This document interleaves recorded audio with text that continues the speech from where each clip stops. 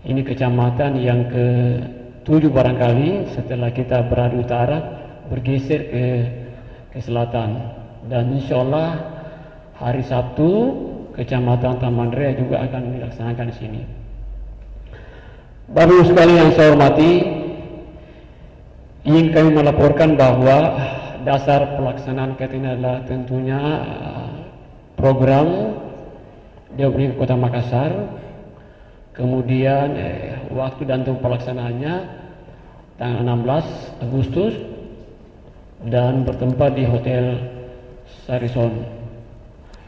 Kemudian peserta kita undang semua pengurus komite yang ada di Kecamatan Biringkanaya yang tentunya masih terbatas.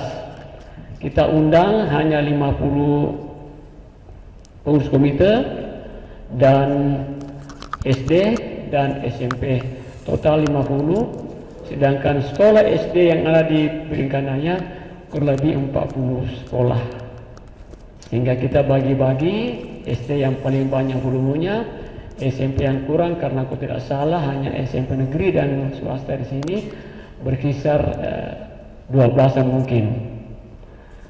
Kemudian anggaran pelaksanaan. Anggaran pelaksanaan ini didukung oleh APBD Kota Makassar. Jadi alhamdulillah Dewan Pendidikan senantiasa mendapat respon positif dari pemerintah kita, dari Bapak Wali Kota Makassar. Komite sekolah baik SD maupun SMP, seperti tadi dikatakan oleh Pak Suharman bahwa ini kecamatan yang 7, jadi hari Sabtu kita akan mengadakan hal yang sama. Bapak Ibu sekalian yang saya hormati, ya perlu kita ketahui bahwa keberadaan komite sekolah itu dasar hukumnya sangat kuat, sama dengan keberadaan Dewan Pendidikan. Bahkan sekolah-sekolah Indonesia yang ada di luar negeri juga punya komite sekolah. Pentingnya itu komite sekolah. Halo. Keras kedengaran. Halo, satu. Atau suara saya? Iya, kalau syuting nanti. Jadi kita perlu sedikit. Halo. Ah, itu lewat.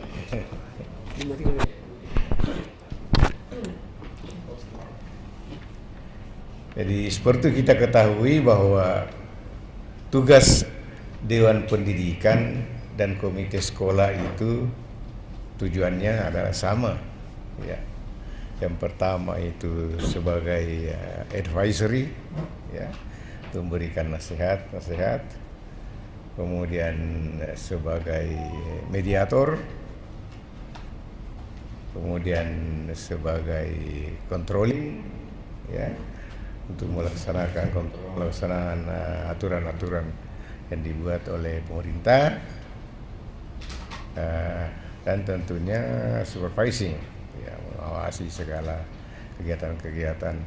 Bahkan yang lalu-lalu itu sebelum penerimaan mahasiswa baru itu kita selalu rapat bertiga, DPR dengan Diknas, dan disitulah kita putuskan bagaimana pelaksanaan penerimaan mahasiswa baru itu. Seperti yang lalu ini, alhamdulillah, ya, banyak sekali orang tua yang menelpon ke saya. Saya bilang tidak usah khawatir Pak, SMP itu cukup di Kota Makassar. Jumlah siswa tamatan SD itu dan SMP yang ada di Kota Makassar, insya Allah pasti anak-anak ibu diterima. Yang penting jangan memaksakan kehendak. Nah, itu persoalannya. Harus anak saya di sini, harus di sini. Tidak bisa, itu yang susah. Dan mungkin juga bapak-bapak dari ketua komite juga mengalami hal yang sama seperti saya. Ya. Saya dekat rumah Pak, pasti samping rumah. Kalau bisa di SMP 3, saya bilang kenapa SMP 3 dan SMP 18 itu di dalam Hartako, SMP 27 di dalam Hartako, kenapa harus SMP 3? Nah, zonanya memang lebih dekat. Kecuali kalau di SMP 18 itu tidak diterima di sana, saya ke sana, saya antar ke sana. Apa persoalannya? Ya. Dan alhamdulillah persoalan-persoalan penerimaan siswa baru itu tahun ini sangat baik, jauh lebih baik daripada tahun sebelumnya. Dan itulah ada sekalian, Bapak Ibu sekalian yang saya hormati, dalam rangka menyapa komite sekolah ini, kita ingin mendapat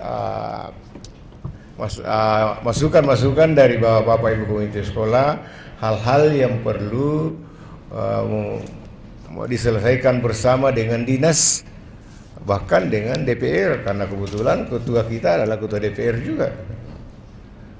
Dan seperti tadi katakan, ada Ibu Yeni di Komisi D dan ada Ibu Apiati. Jadi ada masalah-masalah bisa diselesaikan melalui tentunya dukungan-dukungan dari DPR, ya. Karena kalau hanya dengan pemerintah biasa, kalau kita langsung itu kurang kuat. Tapi kalau didukung oleh DPRD itu bisa lebih kuat, ya. Karena memang juga fungsinya DPR itu adalah ya hal-hal itu. Begitu juga komite sekolah. Kami sering mendapat informasi memang dari dulu waktu saya jadi ketua, saya 10 tahun jadi lebih 10 tahun menjadi ketua Dewan Pendidikan, dan itu cerita lama itu masih berlangsung sampai sekarang. Terutama itu masalah kadang-kadang ada konflik antara ketua komite dan kepala sekolah. Masih ada satu dua yang begitu, ya. Kadang-kadang kepala sekolah tidak mau mendengar masukan komite. Begitu juga sebaliknya, ada komite yang tidak bisa saling bertukar pikiran dengan kepala sekolah, memaksakan kehendak dan sebagainya. Tapi alhamdulillah beriring waktu sejak tahun 84 saya kira itu berkurang sampai sekarang, ya sedikit. Bahkan boleh dikata sudah hampir tidak ada. Ya. Hal-hal yang muncul akhir-akhir ini adalah masalah pergantian komite sekolah, ya. Ada bapak-bapak mengatakan, saya ini sudah 20 tahun jadi komite, dan setiap berakhir masa jabatan saya pemilihan tidak ada yang mau, jadi saya lagi dipilih. Oke. Yang penting proses itu ada, ya. Kalau ada proses itu, ya semua sah kan, ya. Ya, mungkin itu ya. Karena memang ketua komite itu adalah panggilan hati nurani sebenarnya, ya. Mudah-mudahan ke depan ini ya bisa terjadi lebih baik kerjasama antara komite sekolah dengan guru dan kepala sekolah, ya.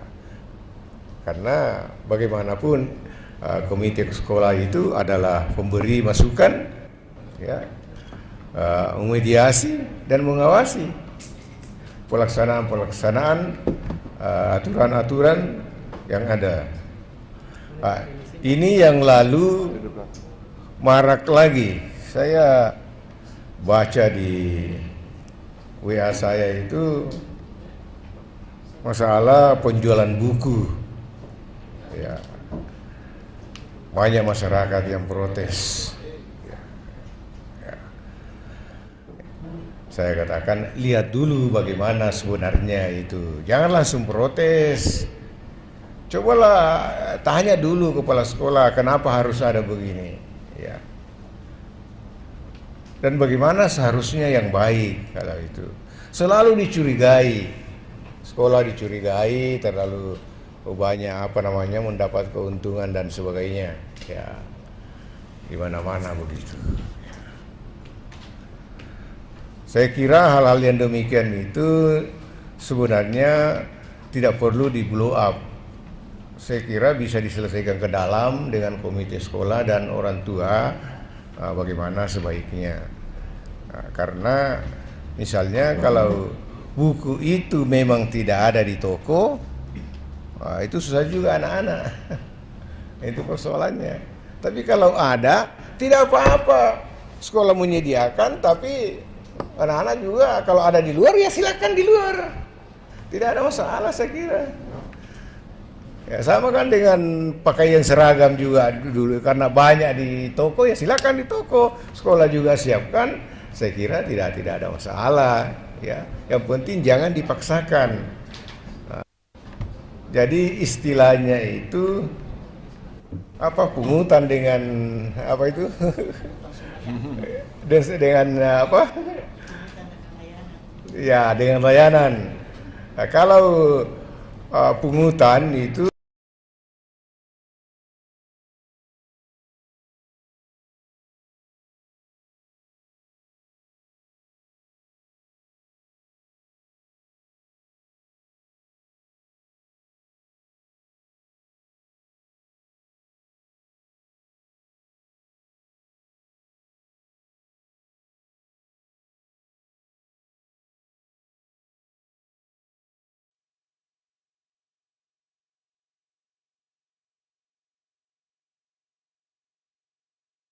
perpisahan, acara perpisahan SMP.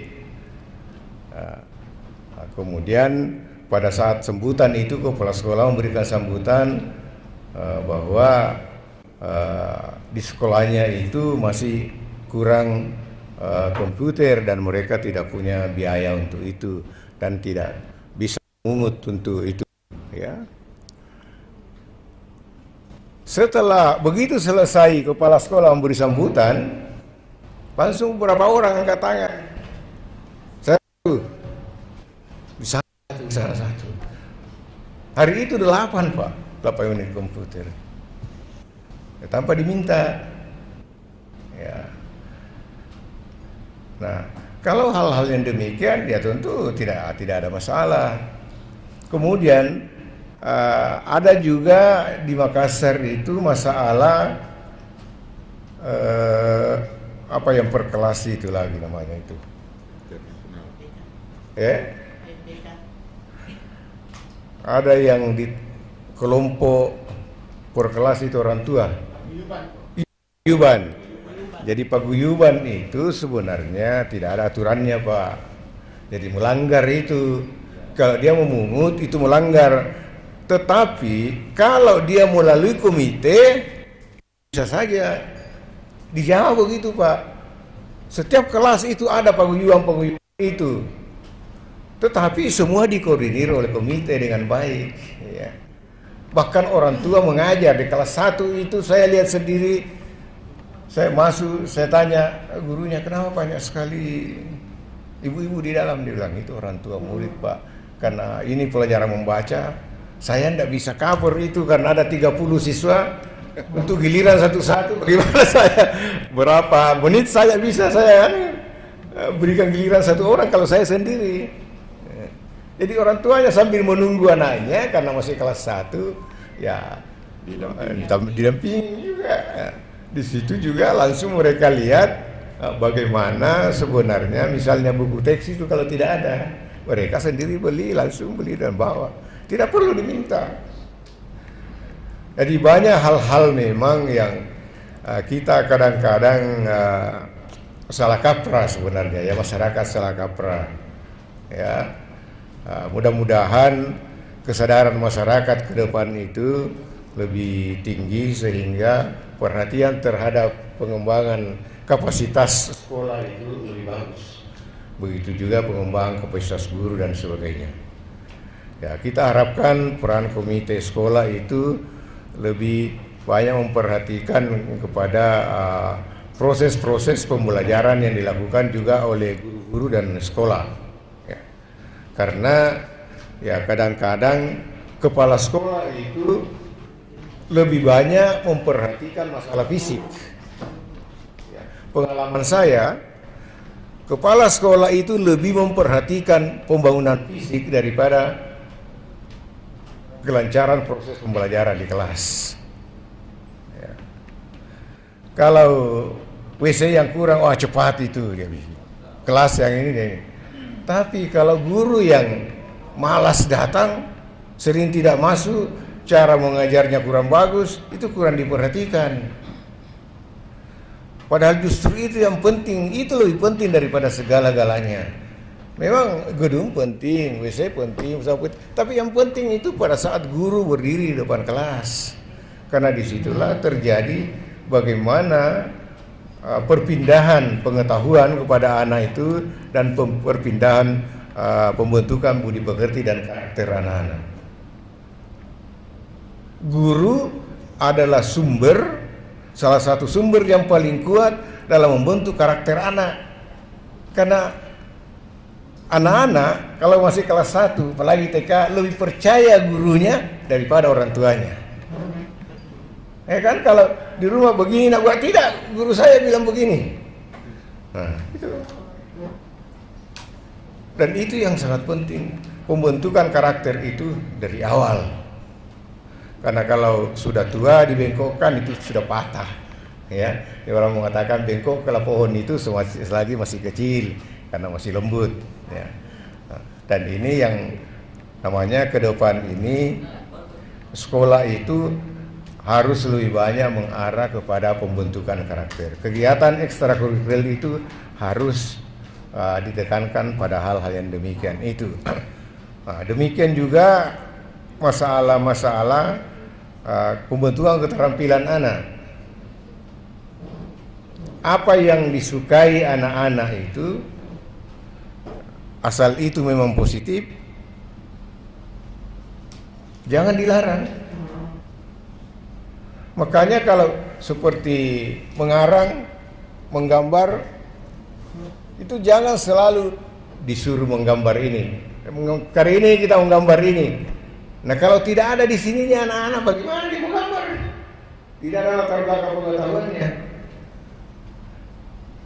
Saya pernah, kebetulan saya dosen bahasa Inggris, saya pernah melihat mahasiswa saya praktek mengajar bahasa Inggris, dan dia sebelum menulis tentang kereta api.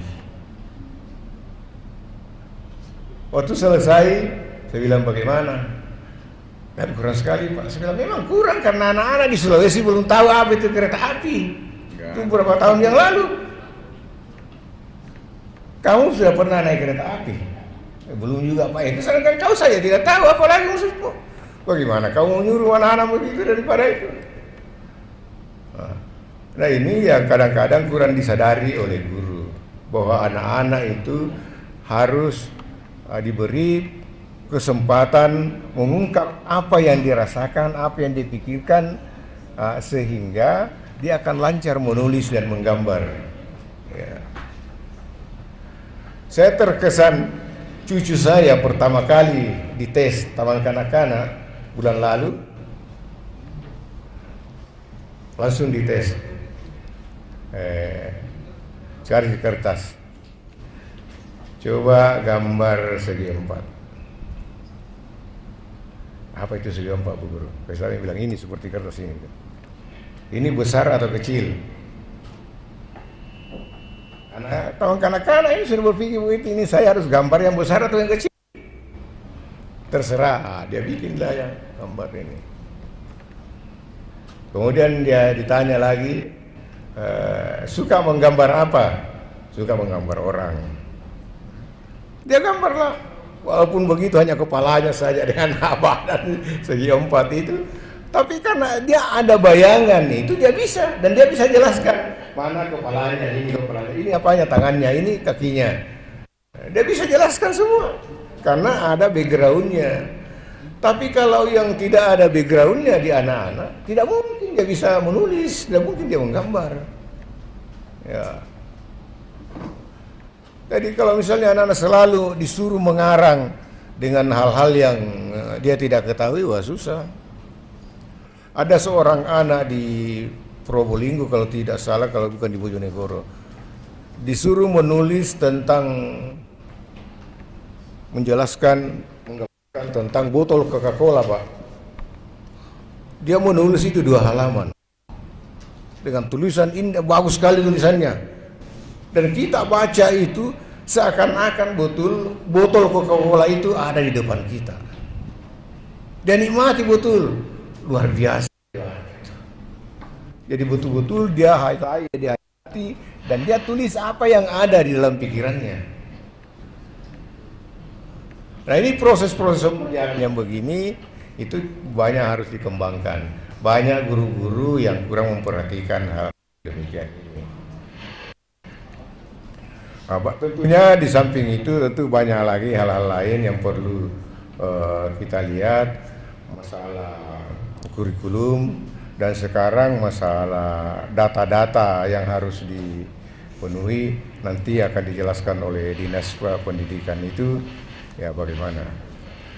Ada juga sekarang yang muncul waktu kita di sana itu pertemuan terakhir, sekarang ramai yang hafiz Quran tapi tidak sekolah. Nah, setelah hafiz Quran beberapa tahun, orang tuanya mau masuk.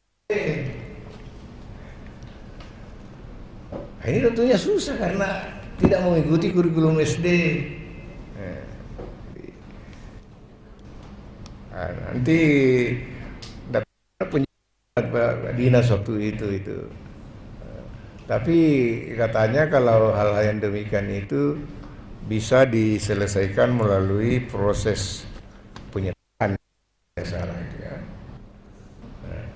Nah, tapi persoalannya karena anak itu mata pelajaran umum memang bagus dan anak-anak yang ikut itu rata-rata cerdas, Pak. Ada di remaja anak-anak masjid di masjid saya itu masih umur 4 tahun itu sudah 30 juz dan disuruh baca. Saya sebut juz ini langsung baca, betul-betul dia hafal mati. Itu luar biasa itu. Dan tentunya yang demikian tidak bisa tidak bisa halangi begitu karena justru ini juga jalan dengan pendidikan umum. Hanya persoalannya bagaimana supaya sentra itu bagaimana bisa anak-anak itu bisa juga ikut pendidikan umum, jangan hanya itu ya. Karena saya ingat dulu itu biasanya anak yang habis Quran setelah keluar sekolah waktu minggu di situ itu ya. Jadi mungkin hanya hal nanti yang dari Bapak Ibu bisa diungkapkan dan kita diskusikan, mudah-mudahan kalau ada dari dinas, siapa dari dinas akan hadir dan juga ada ketua bisa menjawab. Jadi itu sementara kami saya kasih atas Bapak Ibu sekalian dan atas nama Ketua Pendidikan Kota Makassar, saya sebagai komisioner mewakili beliau membuka acara ini dan dia mengucapkan Bismillahirrahmanirrahim. Acara menyapa DPKM menyapa saya nyatakan dibuka dengan resmi. Assalamualaikum warahmatullahi wabarakatuh. Demikian, terima kasih.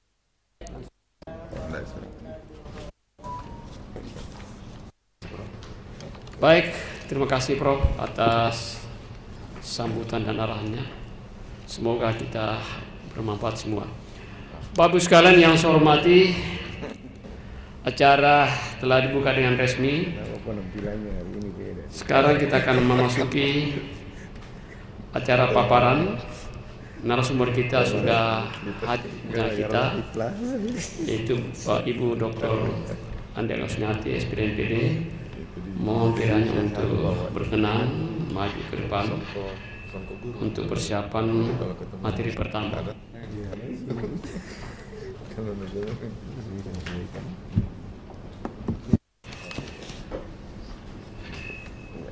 Di sini Pak. Biar saya di sini Pak.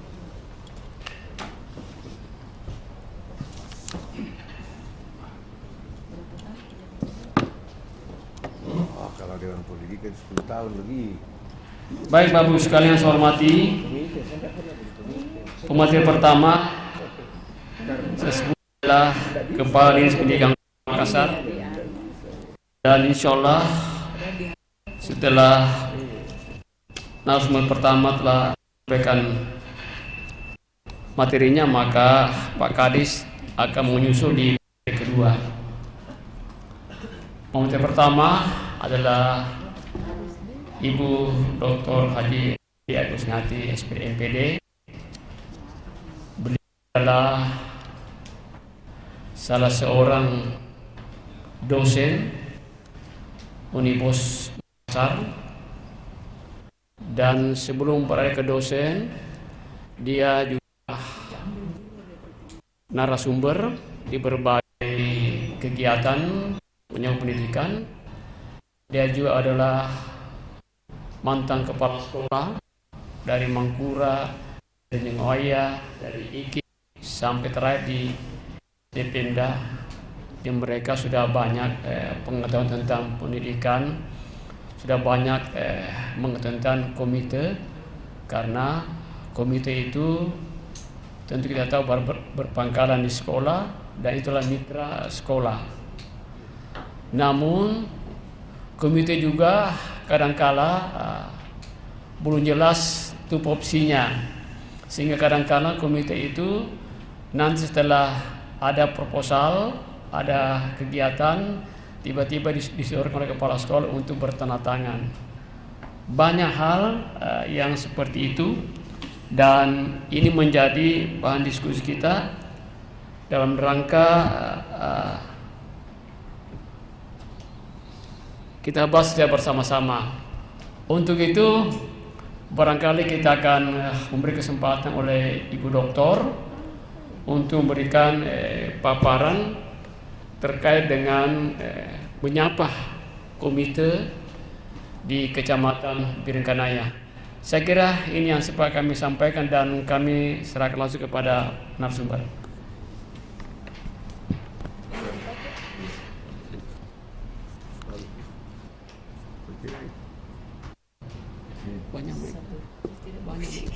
Satu dua.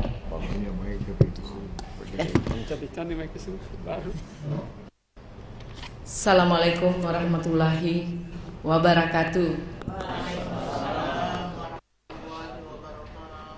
Selamat siang, salam sejahtera kita semua.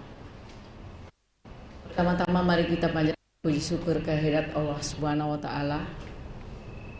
Pasti dengan ridhonya lah sehingga kita bisa berkumpul di sini bersama untuk kegiatan, tentunya kegiatan mulia untuk bangsa, khususnya untuk generasi muda yang akan datang.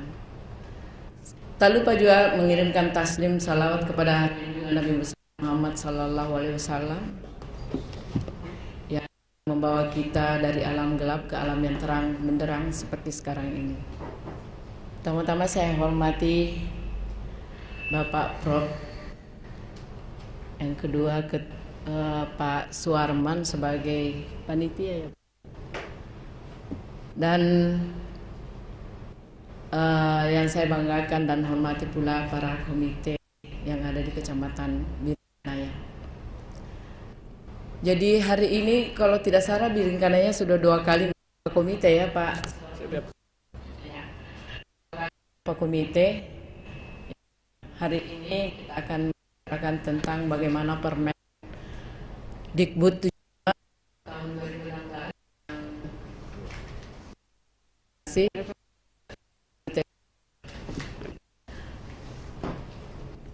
berikut komite sekolah di antara cita dan realitanya. Kita tahu benar bahwa pendidikan itu merupakan faktor yang sangat penting dalam kehidupan manusia ini. Semua manusia normal tahu bahwa pendidikan itu penting untuk mencapai sebuah kesempurnaan, hampir sempurna. Dan oleh karena itu dari awal sebelum kita dilahirkan diciptakan sampai mati pun kita, air hayat kita itu masih kita membutuhkan pendidikan. Dan pendidikan juga itu tidak bisa berjalan baik kalau tidak ada kerjasama dengan pihak lain seperti misalnya pihak swasta dan lainnya. Dalam hal ini pihak-pihak yang terkait dengan membantu pendidikan. Kemudian Permen 75 tahun 2016 tentu tentang komite sekolah, ya. Permen 75 ini lahir karena dicabutnya Permen Keputusan Menteri Pendidikan Nasional nomor 004 2022 tentang Dewan Pendidikan dan Komite Sekolah. Pertimbangannya menetapkan Permen 75 ini adalah bahwa untuk meningkatkan mutu layanan pendidikan. Jadi mutu layanan pendidikan ditingkatkan, maka itu dilakukan revitalisasi tugas komite berdasarkan prinsip gotong royong. Latar belakangnya adalah ya dilakukan revitalisasi komite ini karena sekolah ingin meningkatkan mutu layanan pendidikan dan berprinsip gotong royong.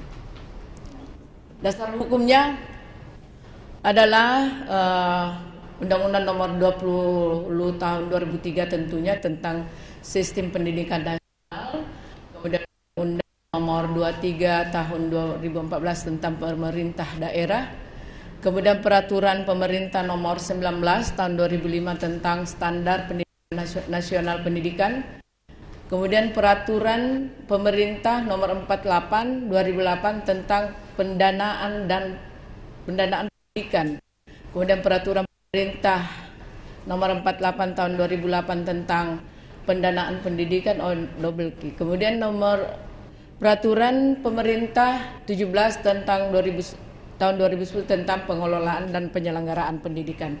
Itulah dasar-dasar hukum penetapan Permendikbud 75. Nah, mengapa perlu komite sekolah? Apa urgensi keberadaan komite di sekolah? Apa manfaat yang diperoleh dengan eksistensi komite di sekolah? Nah, peran komite sekolah sebagai pemberi pertimbangan, kita tahu selalu kita sudah pahami itu bahwa komite itu adalah pemberi pertimbangan, masukan, dan menentukan pelaksanaan kebijakan pendidikan. Juga sebagai pendukung dan yang berwujud finansial, pemikiran maupun tenaga dalam upaya memajukan sekolah secara bersama-sama. Nah, keberhasilan pendidikan bukan cuma memerlukan peran guru, tetapi tentu peran masyarakat dan peran kita semua yang ada di sini termasuk komite. Nah, apa bisa menjalankan perannya komite? Apakah komite bisa menjalankan peran dan fungsinya, ini mendorong tumbuhnya perhatian dan komitmen masyarakat terhadap penyelenggaraan pendidikan yang bermutu. Secara kelembagaan, komite sekolah langsung dapat diawasi oleh masyarakat. Jadi yang mengawasi komite dalam posisi kepala sekolah bukan sebagai pembina, tetapi sejajar dengan komite sekolah dan bermitra dalam tata kerja sekolah. Jadi komite itu adalah mitra, bukan atasan, bukan juga bawahan. Dan begitu seterusnya. Kemudian segitiga kemitraan komite itu adalah sekolah, keluarga, masyarakat. Ya, tiga komponen ini adalah yang paling penting dalam pendidikan dan sangat membutuhkan pendidikan: sekolah, keluarga, dan masyarakat. Ya, tentunya keluarga harus ada semangat gotong royong antara sekolah, keluarga, dan masyarakat. Kemudian saling melengkapi dan memperkuat, jangan saling menjatuhkan. Kemudian saling asah asuh dan ASIH. Nah, program kemitraan ini bertujuan untuk menjalin kerjasama keselarasan program pendidikan sekolah, keluarga, dan masyarakat sebagai trisentra pendidikan dalam membangun ekosistem pendidikan yang kondusif untuk menumbuh kembangnya prestasi peserta didik. Jadi semua tujuannya adalah peserta didik, bukan untuk siapa-siapa. Kemudian menguatkan jalinan kemitraan antara sekolah. Jadi ini tujuan khususnya. Kalau tadi itu tujuan umum, kemudian antara keluarga, sekolah, dan masyarakat dalam mendukung lingkungan belajar yang dapat mengembangkan potensi anak secara utuh, melibatkan keterlibatan orang tua dalam mendukung keberhasilan pendidikan anak di rumah dan sekolah, meningkatkan peran serta masyarakat dalam mendukung program pendidikan di sekolah dan masyarakat. Tadi Prof sudah banyak memberi contoh antara bagaimana orang tua dilibatkan dalam sekolah, masyarakat juga dilibatkan. Sebentar kita akan diskusikan tentang hal ini. Kemudian perubahan regulasi komite itu yang Permendikbud 5 tahun 2016, ada tugas komite sekolah adalah memberi pertimbangan dalam penentuan dan pelaksanaan kebijakan pendidikan. Apakah selama ini komite sudah pernah memberi pertimbangan kepada sekolah atas kebijakan sekolah? Kemudian menggalang dana dan dari sumber daya pendidikan lainnya dan masyarakat, baik perorangan maupun dunia usaha dan lain-lain, atau maupun pemangku kepentingan lainnya melalui upaya kreatif dan inovatif. Kemudian mengawasi pelayanan pendidikan di sekolah sesuai dengan ketentuan peraturan perundang-undangan. Jadi ini saya tampilkan untuk kita sama-sama para komite untuk melihat apakah saya sudah pernah ya, tugas saya sudah terlaksana enggak ya di sekolah seperti ini. Kemudian menindaklanjuti keluhan, saran, kritik, aspirasi dari peserta didik, orang tua, masyarakat, serta hasil pengamatan komite sekolah. Jadi komite sekolah itu banyak sekali tugasnya. Dia yang mengawasi bagaimana kalau misalnya ada keluhan peserta didik, misalnya gurunya tidak pernah datang atau bagaimana, itu komite yang turun tangan. Atau ada kritikan-kritikan, atau ada aspirasi bahwa orang tua bahwa saya mau seperti ini, saya mau seperti ini. Nanti kita diskusikan sebentar kasus-kasus yang ada di sekolah Bapak Ibu masing-masing. Kemudian siapa saja dan bagaimana unsur anggota komite sekolah? Ya tentu orang tua, wali, siswa yang masih aktif pada sekolah yang tersebut. Kemudian tokoh masyarakat, tokoh agama, pokoknya tokoh-tokoh yang dihargai di sekitar situ. Kemudian pakar pendidikan. Jadi pakar pendidikan itu yang mempunyai pengalaman tentang pendidikan. Siapa yang dilarang atau tidak boleh menjadi anggota komite sekolah? Nah, anggota yang tidak boleh menjadi anggota unsur komite sekolah adalah pendidik dan tenaga pendidik, guru-guru yang ada di sekolah itu. Kemudian penyelenggara sekolah yang bersangkutan, pemerintah desa. Tadi Prof saya bilang tidak pernah jadi komite. Prof saya tidak boleh jadi komite karena memang dilarang ya. Forum koordinasi pimpinan kecamatan, forum koordinasi pimpinan daerah, anggota Dewan Perwakilan Rakyat Daerah. Jadi DPR tidak boleh menjadi komite. Pejabat pemerintah daerah yang membidangi pendidikan. Biasa saya lihat ada orang dinas. Dulu di dinas itu ada 3 orang yang jadi komite. Itu tidak boleh sebenarnya. Akhirnya akan jadi ketimpangan. Jadi kalau ada pembangunan larinya ke sekolah-sekolah itu karena dia yang tahu di dalam bahwa ada proyek begini, ada anggaran begini, ya larinya ke situ. Itu tidak boleh karena ini kan harus netral, harus harmonis dengan bantuan yang di sekolah ini dan di sekolah lain. Nah inilah komite. Jadi komite sekolah itu yang tadi unsur-unsurnya, kemudian jumlah anggota komite itu minimal 5, maksimal 15 orang. Itu ada pada pasal 4. Kemudian persentasenya 30 orang dari masyarakat, orang tua 50 orang, pakar pendidikan 30 orang. Ini adalah boleh juga tidak seperti itu. Ini adalah anunya saja, maksimalnya. Nah, fungsi komite sekolah yang berfungsi dalam meningkatkan mutu pelayanan pendidikan tentunya secara gotong royong, demokratis, mandiri, profesional, dan akuntabel. Jadi ini yang harus diingat. Kemudian berikutnya, siapa yang menetapkan komite sekolah? Yang membuat SK Bapak Ibu adalah kepala sekolah. Ya, membuat SK Ibu adalah kepala sekolah. Ya, nanti kita sebentar akan diskusikan apakah sudah cocok kepala sekolah yang membuat SK Bapak Ibu semua. Kemudian komite sekolah melakukan penggalangan dana dan sumber daya. Jadi kepala sekolah bisa komite bisa menggalang dana ya. Untuk melaksanakan fungsinya memberikan dukungan tenaga, sarana prasarana, satpras, penguatan pendidikan berbentuk bantuan daya dan atau sumbangan bukan pungutan. Jadi yang biasa dikritisi oleh LSM itu adalah ketika komite melibatkan lagi guru kelas.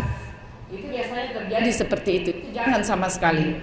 Jadi komite meminta dana tidak ditentukan jumlahnya dan waktu. Kalau ditentukan jumlah dan waktu itu berarti pungli. Tetapi kalau di sukarela itu boleh, atau bisa dalam kalau biasanya ada komite yang tidak mau dicurigai, ya barang saja Pak kalau mau menyumbang seperti itu. Kemudian sumbangan pendidikan adalah pemberian berupa uang, barang dan jasa oleh peserta didik, orang tua, wali, baik perseorangan maupun bersama-sama, masyarakat dan lembaga secara sukarela. Itu tadi, secara sukarela, tidak dipaksakan. Yang tidak mampu jangan dipaksakan.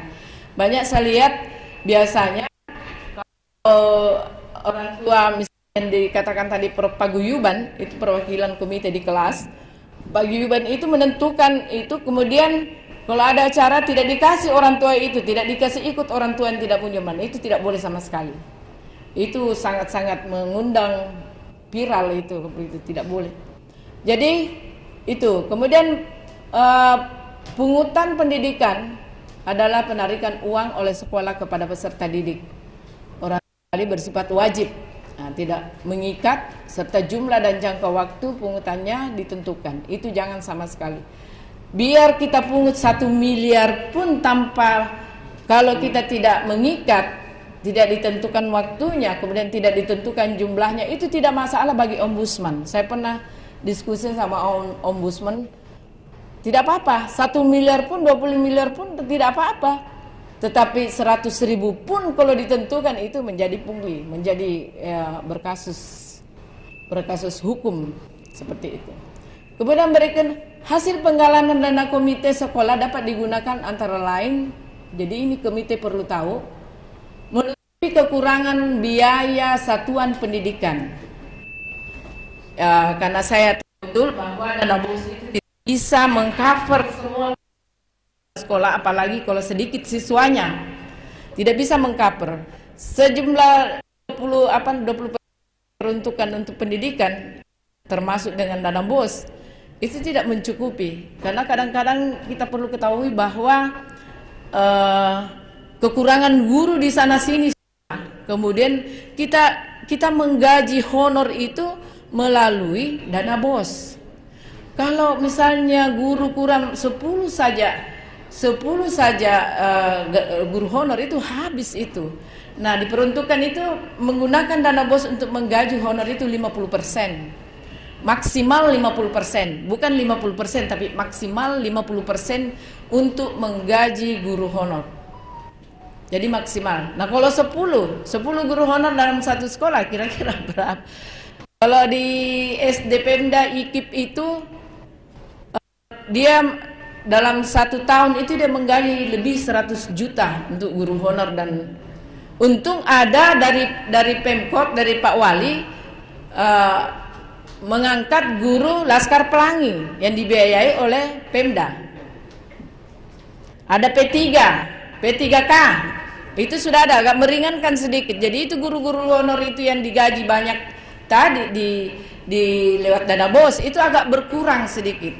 Tetapi jangan kira bahwa di antara sekolah itu ada juga guru yang pensiun, ada guru yang meninggal, sehingga itu yang menggantikan guru honor itu tetap juga digaji. Karena alasan kepala sekolah bahwa guru honor itu sudah memahami sekolah, sudah pintar, ada pengalaman mengajarnya, sehingga dia tidak mau ganti. Seperti itu. Dan program-program pendidikan sekarang yang dibuat oleh kementerian itu tidak bisa, bahwa dulu kita masih merangkap kelas 1, kelas 2, kelas 3 kita ajar satu guru. Oh, sekarang tidak bisa lagi. Tidak bisa lagi, satu kelas pun butuh 2 orang sebenarnya. Seperti itu. Jadi komite sekolah dilarang menggalang dana apa saja dari apa saja. Jadi komite sekolah itu tidak boleh menggalang dana dari perusahaan khusus, perusahaan rokok, kemudian merek dagang yang menggunakan merek dagang, logo, kemudian perusahaan minuman yang beralkohol, itu tidak boleh. Tidak boleh kita minta sumbangan. Sebenarnya komite yang aktif, komite yang memahami bagaimana membantu sekolah, dia tidak harus pungut kepada orang tua siswa, tetapi melobi perusahaan-perusahaan yang ada di sekitar itu, karena ada dana CSR-nya yang memang diperuntukkan untuk pendidikan. Sudah ada peraturannya bahwa CSR itu setiap perusahaan itu menggunakan uang CSR-nya untuk pendidikan. Kalau saya tidak tahu betul berapa persen untuk pendidikan, tetapi bisa melobi, dan itu banyak digunakan. Yang ironisnya yang terjadi, bukan komite yang mencari itu, tapi kepala sekolah yang membuat proposal kesana kemari untuk mendapatkan bantuan itu. Harusnya kan komite yang melakukan itu. Yang lucunya lagi, kita memasukkan misalnya di sini ada Pertamina, ya tidak bisa kita dapat kalau tidak ada channel di dalam. Nah, ini yang harus dirubah semua, ini yang harus diperketat oleh pemerintah. Bagaimana dana CSR itu tidak memilih kasih. Saya dulu waktu jadi kepala sekolah 5 kali saya kasih masuk di Pertamina. Saya bukan menjelekkan Pertamina, tapi 5 kali saya kasih masuk di Pertamina tidak pernah digubris. Tetapi kalau ada kenalan di dalam, itu cepat keluar. Nah, ini sebagai masyarakat mungkin perlu memberi masukan kepada Dewan Pendidikan atau DPR untuk bahwa ini ditertibkan sehingga kita bisa mudah untuk menggalang dana, apalagi sekolah-sekolah yang kecil sebenarnya, seperti itu. Nah, kemudian yang berikut, apa yang dilakukan komite sekolah dalam rangka menggalang dana? Ya, terutama harus kita membuat proposal. Jadi secara hukum ini komite dapat menggalang dana dan sumber daya pendidikan lainnya dalam bentuk bantuan. Itu lagi saya ulangi, dalam bentuk bantuan sumbangan, tapi tidak boleh berupa pungutan. Jadi kita harus bedakan sumbangan pendidikan dengan pungutan. Terkait dengan hal tersebut, komite sekolah diperkenankan untuk menggalang dana dan rangka meningkatkan mutu pelayanan pendidikan di sekolah itu. Jadi tugas komite sekolah sebenarnya itu tugas komite sebenarnya dari Kemendikbud. Jadi pungutan dengan sumbangan pendidikan itu harus dibedakan. Jadi pungutan tadi saya ulangi bahwa ditentukan waktunya, ditentukan jumlahnya, dan itu per periode, maksudnya seperti yuran seperti itu. Tetapi kalau sesuai dengan kebutuhan, makanya itu komite harus membuat program pendidikan tersendiri khusus untuk komite. Jadi ada alasannya kalau komite, jadi komite membuat program mana yang urgen, itu yang diangkat untuk tahun ini untuk mencari dana untuk membantu sekolah yang tidak diprogramkan di dalam dana BOS. Karena dana BOS itu terbatas. Biasa orang tua, disuruh pakai senganu, kenapa mana gitu dana?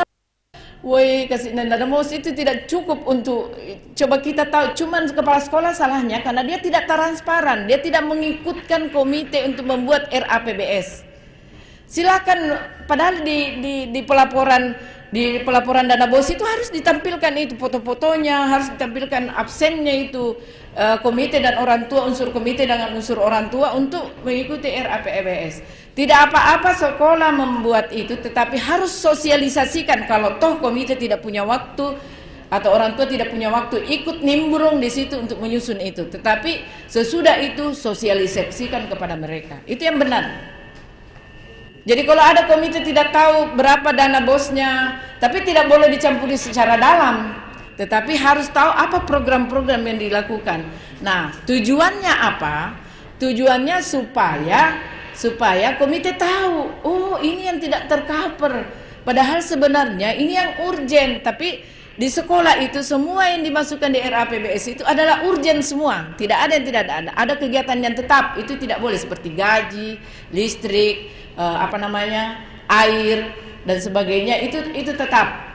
Itu tetap. Tetapi yang lain-lainnya, peningkatan mutu pelayanan di dalam kelas, di dalam pendidikan untuk anak dan sebagainya, itu biasa tidak tercover sepenuhnya. Tidak tercover sepenuhnya. Dan saya rasa kalau kolaborasi antara komite, orang tua dan siswa bagus, itu akan berjalan dengan baik itu sekolah. Semua akan transparansi, semua bisa diangkutabelkan seperti itu. Nah, kemudian komite harus membuat proposal. Jadi jangan main minta sumbangan saja, tetapi membuat ada programnya, kemudian dilampirkan programnya, dibuat proposalnya, kemudian ditandatangani oleh kepala sekolah dan komite. Karena unsur sekolah juga harus tahu apa yang dilakukan komite. Cuman banyak sebenarnya foto-foto saya untuk ini, tapi saya tidak tampilkan. Kemudian hasil pengenalan komite itu dibuka rekening khusus untuk komite. Hampir saya pastikan 100% bendahara komite tidak berfungsi karena tidak ada dananya. Karena dananya tidak ada kreativitas untuk bagaimana menggalang dana, karena kita tidak terjun langsung. Tidak ada, hanya berapa persen mungkin komite yang terjun langsung ke sekolah mengetahui permasalahan yang ada di sekolah. Kenapa seperti itu? Ada yang tidak mengetahui. Karena apa? Karena tidak adanya transparansi antara sekolah dengan komite. Harusnya komite meminta, sekolah juga tidak mau diusik, karena banyak komite yang mengusik, bukan di sini, tapi ada komite yang mengusik kepala sekolahnya, bahkan dia suruh pindahkan kepala sekolah di kepala dinas ke pulau. Itu bukan menanta, itu dibina lah. Bahan pertimbangan itu terlalu jauh mengintervensi kepala sekolah. Nah, oleh karena itu kepala sekolah juga tidak mau terlalu transparansi kepada komite, sehingga ini yang perlu diperbaiki ke depan. Sehingga transparansi antara orang tua siswa, komite dan guru. Salah satunya itu adalah ketika membuat RAPBS, Bapak Ibu hadir. Paling tidak sekolah mempresentasikan di depan Bapak Ibu bagaimana penggunaan dana-dana BOS, sehingga komite tahu, oh ini yang tidak tercover. Sebelum presentasi juga seharusnya sekolah ini harusnya kita butuhkan ini, tetapi dana BOS terbatas, karena seperti gaji guru saja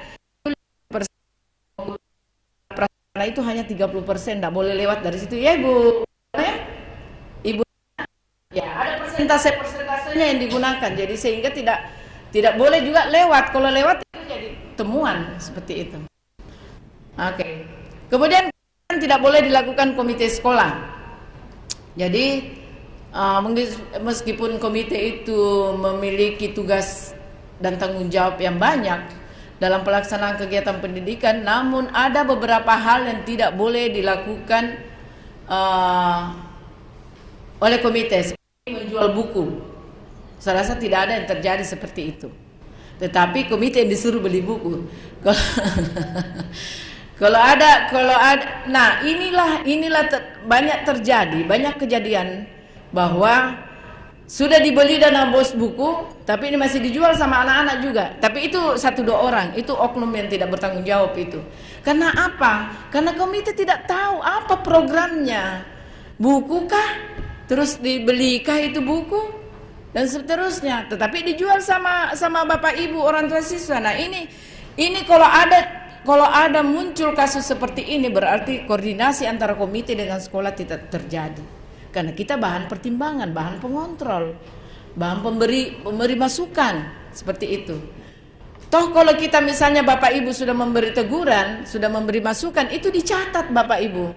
Sehingga berfungsi, oh ya Tuhan, tanggal begini saya mengharap kepala sekolah, kemudian tanda tangan sama-sama untuk membicarakan hal ini dan ini. Itu ada catatannya komite, sehingga itu bisa diberikan kalau sudah makin berakhir jadi jabatan, itu bisa dikasihkan kepada kepala sekolah bahwa ini catatan-catatan saya selama saya jadi komite.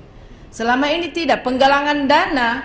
Waktu saya kepala sekolah di IKIP, komite menggalang dana itu saya suruh laporkan dan ada dokumennya itu. Harus ada dokumennya di kepala sekolah. Jadi komite membuat LPJ-nya itu di-store ke kepala sekolah seperti itu. Nah, memungut biaya dengan alasan untuk les atau bimbingan belajar kepada orang tua itu tidak boleh memang. Kemudian merusak integritas yang berhubungan dengan evaluasi hasil belajar. Ini secara pribadi biasa orang tua melakukan ini. Saya tahu. Merusak integritas berhubungan dengan seleksi penerimaan siswa baru. Wah, ini yang paling rumit ini. Saya tidak tahu yang mana yang salah ini. Apakah kebijakan pemerintah atau sekolah atau orang tua sendiri yang tidak mau sabar. Kemudian melakukan kegiatan yang tidak ada hubungannya dengan kegiatan pendidikan, bahkan dan mencederai integritas dalam lingkungan sekolah baik secara langsung maupun tidak langsung. Jadi mengenai apa namanya yang tidak boleh dilakukan ini, yang tidak boleh dilakukan. Apakah komite bisa digaji? Ada komite di sini yang digaji? Tidak. Ya, alhamdulillah. Berdasarkan Peraturan Menteri Pendidikan Nomor 75 Tahun 2016 tidak diungkapkan apakah komite sekolah berhak mendapat gaji atau tidak.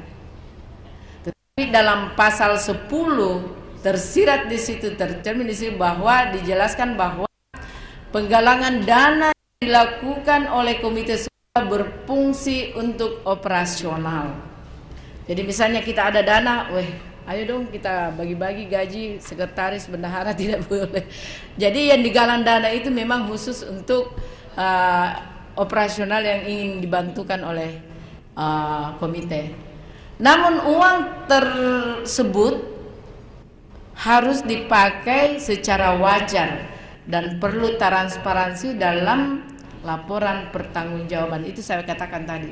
Jadi setiap di IKIP di mana itu bagus bahkan komite sekarang kalau 2 sekolah di dalam itu hanya satu komite di dalam, itu bagus sekali sebenarnya.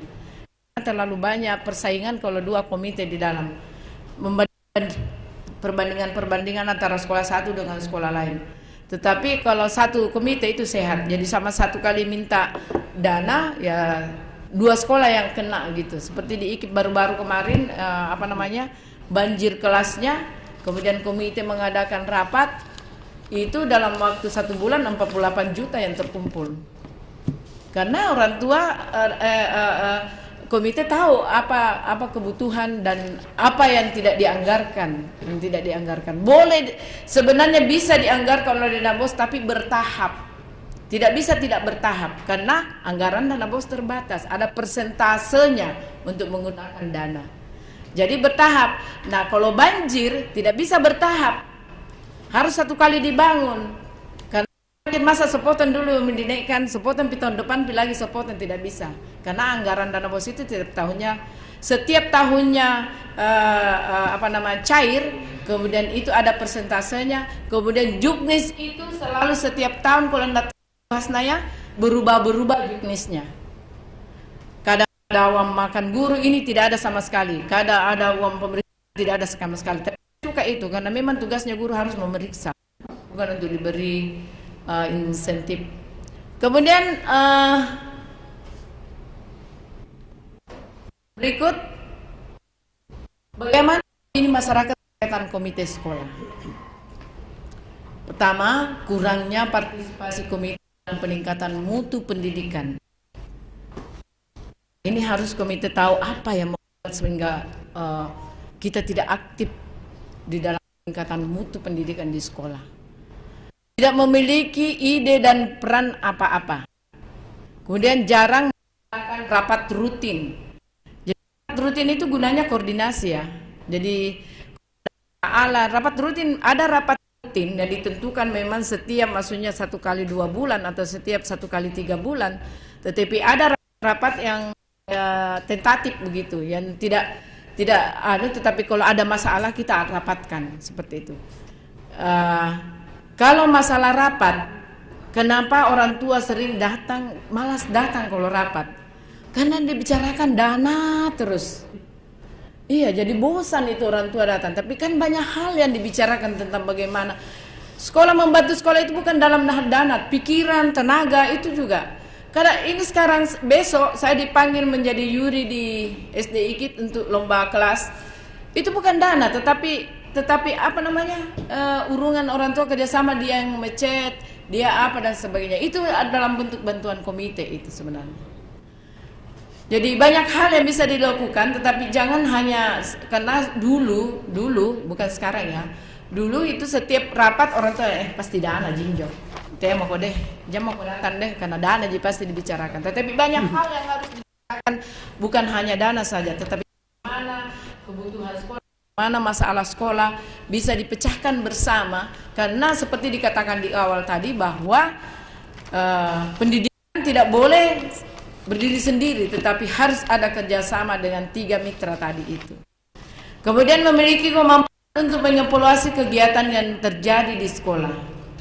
Ini harusnya kepala sekolah juga tahu, banyak kepala sekolah tidak tahu hal ini. Sehingga kalau misalnya komite ingin mengajukan, bilang, ayo dong saya mau evaluasi. Kepala sekolah, kenapa mau dievaluasi? Pengawas ki, dinas ki, tapi kan ada dalam peraturan Permendikbud. Nah ini harusnya kepala sekolah diberitahu juga, sekolah diberitahu juga bahwa ada itu.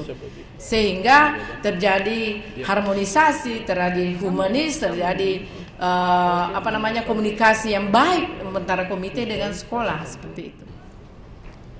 Kemudian skill untuk menjadi komite sekolah. Jadi ternyata jadi komite harus punya skill juga. Selain tadi dari misalnya dari punya pengalaman dalam pendidikan, tokoh masyarakat, tokoh agama dan sebagainya, ternyata komite juga harus memiliki skill, maksudnya komite yang ideal. Tetapi kalau tidak ada juga, masa tidak memilih komite? Jadi ini yang idealnya ini. Jika seorang ingin menjadi komite sekolah, maka ada beberapa hal yang perlu dimiliki oleh komite. Seorang komite selalu harus benar-benar memiliki skill berikut ini agar bisa melaksanakan tugas dan fungsinya. Harus memiliki pengalaman yang cukup di dunia pendidikan, sama tadi, sehingga dapat memberikan pertimbangan bagi sekolah. Kemudian mempunyai komitmen atau waktu. Jadi mempunyai komitmen waktu-waktu. Dulu waktu ada sekolah yang melaksanakan bahwa karena tapi diharapkan memang pensiunan apa dan sebagainya. Tapi kalau tidak ada juga ya tidak apa-apa yang aktif bekerja. Tetapi ada waktu, misalnya Sabtu Minggu, Sabtu bikin rapat dengan anggota komite dengan sekolah. Kemudian mampu berkomunikasi dengan baik. Jadi harus berkomunikasi dengan baik. Tidak boleh juga komite yang emosi. Harus berkomunikasi dengan baik, bisa menenangkan orang, bisa menyelesaikan masalah dengan baik.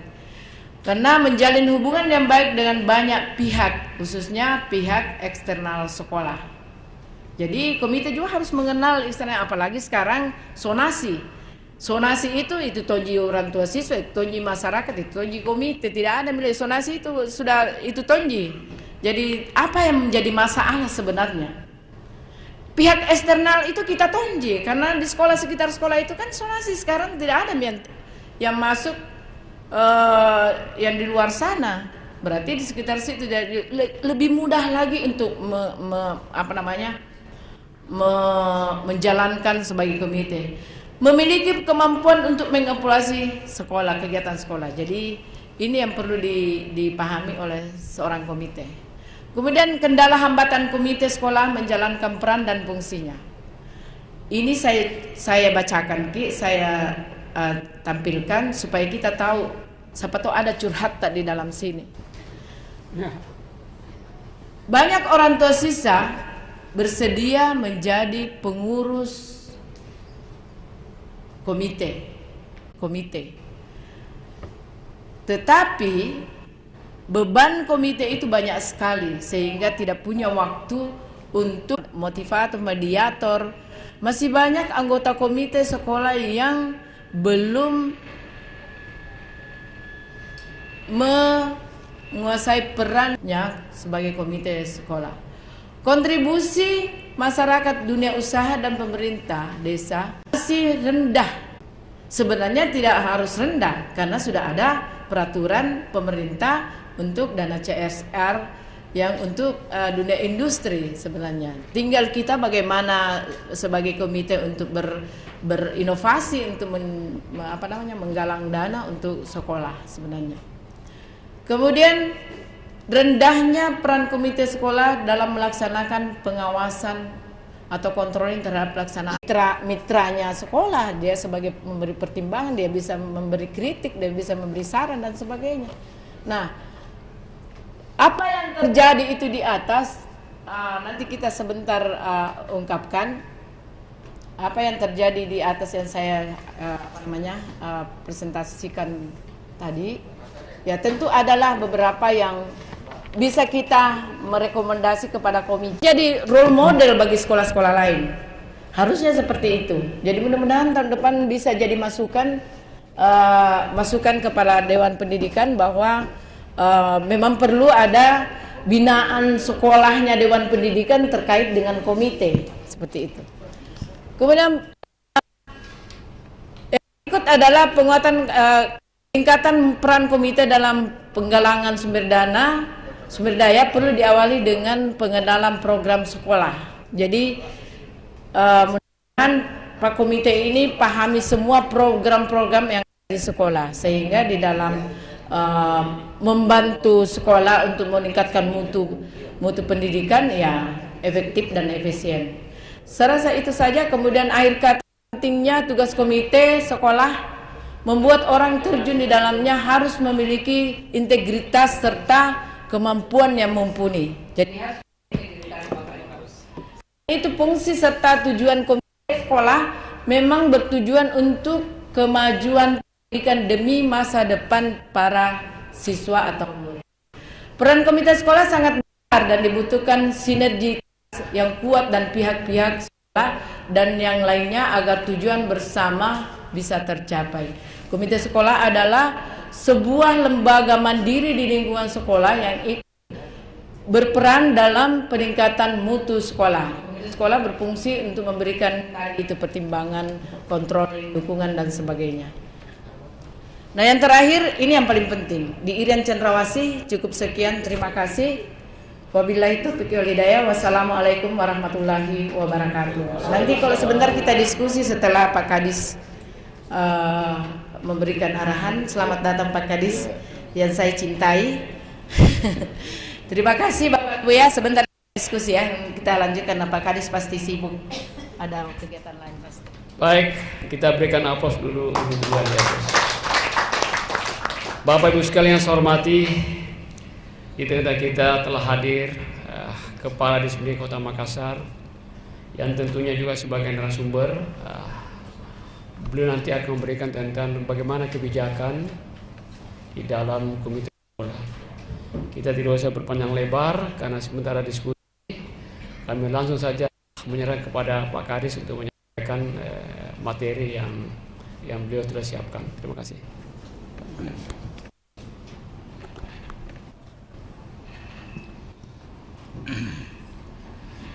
Bismillahirrahmanirrahim. Assalamualaikum warahmatullahi wabarakatuh. Selamat pagi, salam sejahtera untuk kita semua. Yang kami hormati Ketua Dewan Pendidikan Kota Makassar atau seluruh pengurus Dewan Pendidikan Kota Makassar. Ini mau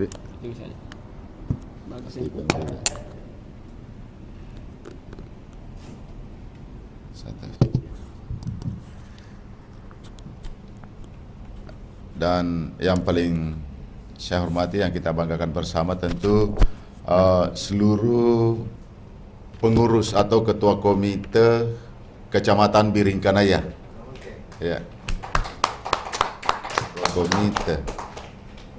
Tapi banyaknya sekolah di Biringkanaya. Sedikit yang datang. Kenapa sedikit yang datang? SMP SD negeri SMP sudah berapa? Ya tidak apa-apa, kita lanjut saja. Berarti ini perlu sebentar kita memang ada perlu yang perlu kita sikapi. Pertama-tama marilah kita memanjatkan puji syukur kepada Allah Subhanahu wa taala karena pada pagi hari ini tentu kami hadir bersama dengan Dewan Pendidikan Kota Makassar. Jadi memang itu ada kegiatannya, Dewan Pendidikan menyapa. Jadi ini saya lihat beda lagi judulnya hari ini adalah rapat koordinasi. Bapak Ibu yang saya hormati dan seluruh teman-teman komite, tadi Ibu narasumber Dr. Agus, ya Agus. Enggak, saya karena agak ini sudah segar saya lihat selama jadi dosen. Ya. Sudah bagus dulu mukanya. Tentu hari ini saya diundang oleh Dewan Pendidikan sekaligus menyampaikan mungkin beberapa hal tentang bagaimana pendidikan di Kota Makassar, bagaimana penyelenggaraan pendidikan Kota Makassar. Nah, kami dulu fokus terhadap apa sih peran dan fungsi komite itu. Ini yang perlu kita perjelas. Bapak dan Ibu sekalian, sebenarnya komite itu adalah satu kesatuan dengan Dewan Pendidikan. Jadi tidak terpisahkan. Saya selalu menganggap bahwa kalau komite itu adalah kalau Dewan Pendidikan legislatifnya, komite eksekutifnya. Kan begitu. Satu rangkaian. Jadi Dewan Pendidikan itu tidak berjalan, tapi justru di sini adalah dalam hal pengelolaan atau penyelenggaraan pendidikan, komite itu lebih besar perannya daripada Dewan Pendidikan. Mohon maaf ya, saya bukan. Makanya pada kesempatan ini saya sudah minta juga kepada Dewan Pendidikan Kota Makassar bahwa bagaimana nanti ini adalah kita ada sinergitas, ada koordinasi yang baik antara kita ini. Berarti harus komite dulu itu harus jelas. Saya sudah perintahkan juga semua satuan pendidikan di Makassar, tidak usah kita pikir dulu di aturan harus sekian tahun, karena selama ini kita anggap bahwa komite itu adalah tidak ada juga jalan begitu saja, karena tidak ada. Seharusnya ini komite kalau sesuai aturan kan hanya 3 tahun, ya 3 tahun. Nah, tentu saya selalu mengatakan kepada sekolah, tidak usah kita mengatakan kalau ada sudah lama di situ, anggaplah bahwa kita memulai. Karena kemarin, waktu saya pertama jadi Kadis Pendidikan, itu ada statement dan pernyataan, dan saya sudah nyatakan bahwa itu adalah ilegal. Adalah paguyuban. Paguyuban itu adalah ilegal. Maka yang betul itu adalah komite. Paguyuban tidak diatur di dalam Permendikbud sama dengan Dewan Pendidikan. Tapi yang jelas regulasinya yang kuat adalah komite. Maka ini kita kembalikan dulu. Apa sih fungsi dan peran komite itu harus berjalan. Sehingga saya minta semua satuan pendidikan, maka peran komite di dalam satuan pendidikan itu sangat erat, karena dia itu adalah bagian daripada untuk bagaimana itu tadi sampaikan Pak Andi Agus, bagaimana peningkatan mutu pendidikan, bagaimana mau melihat sekolah itu baik, ya.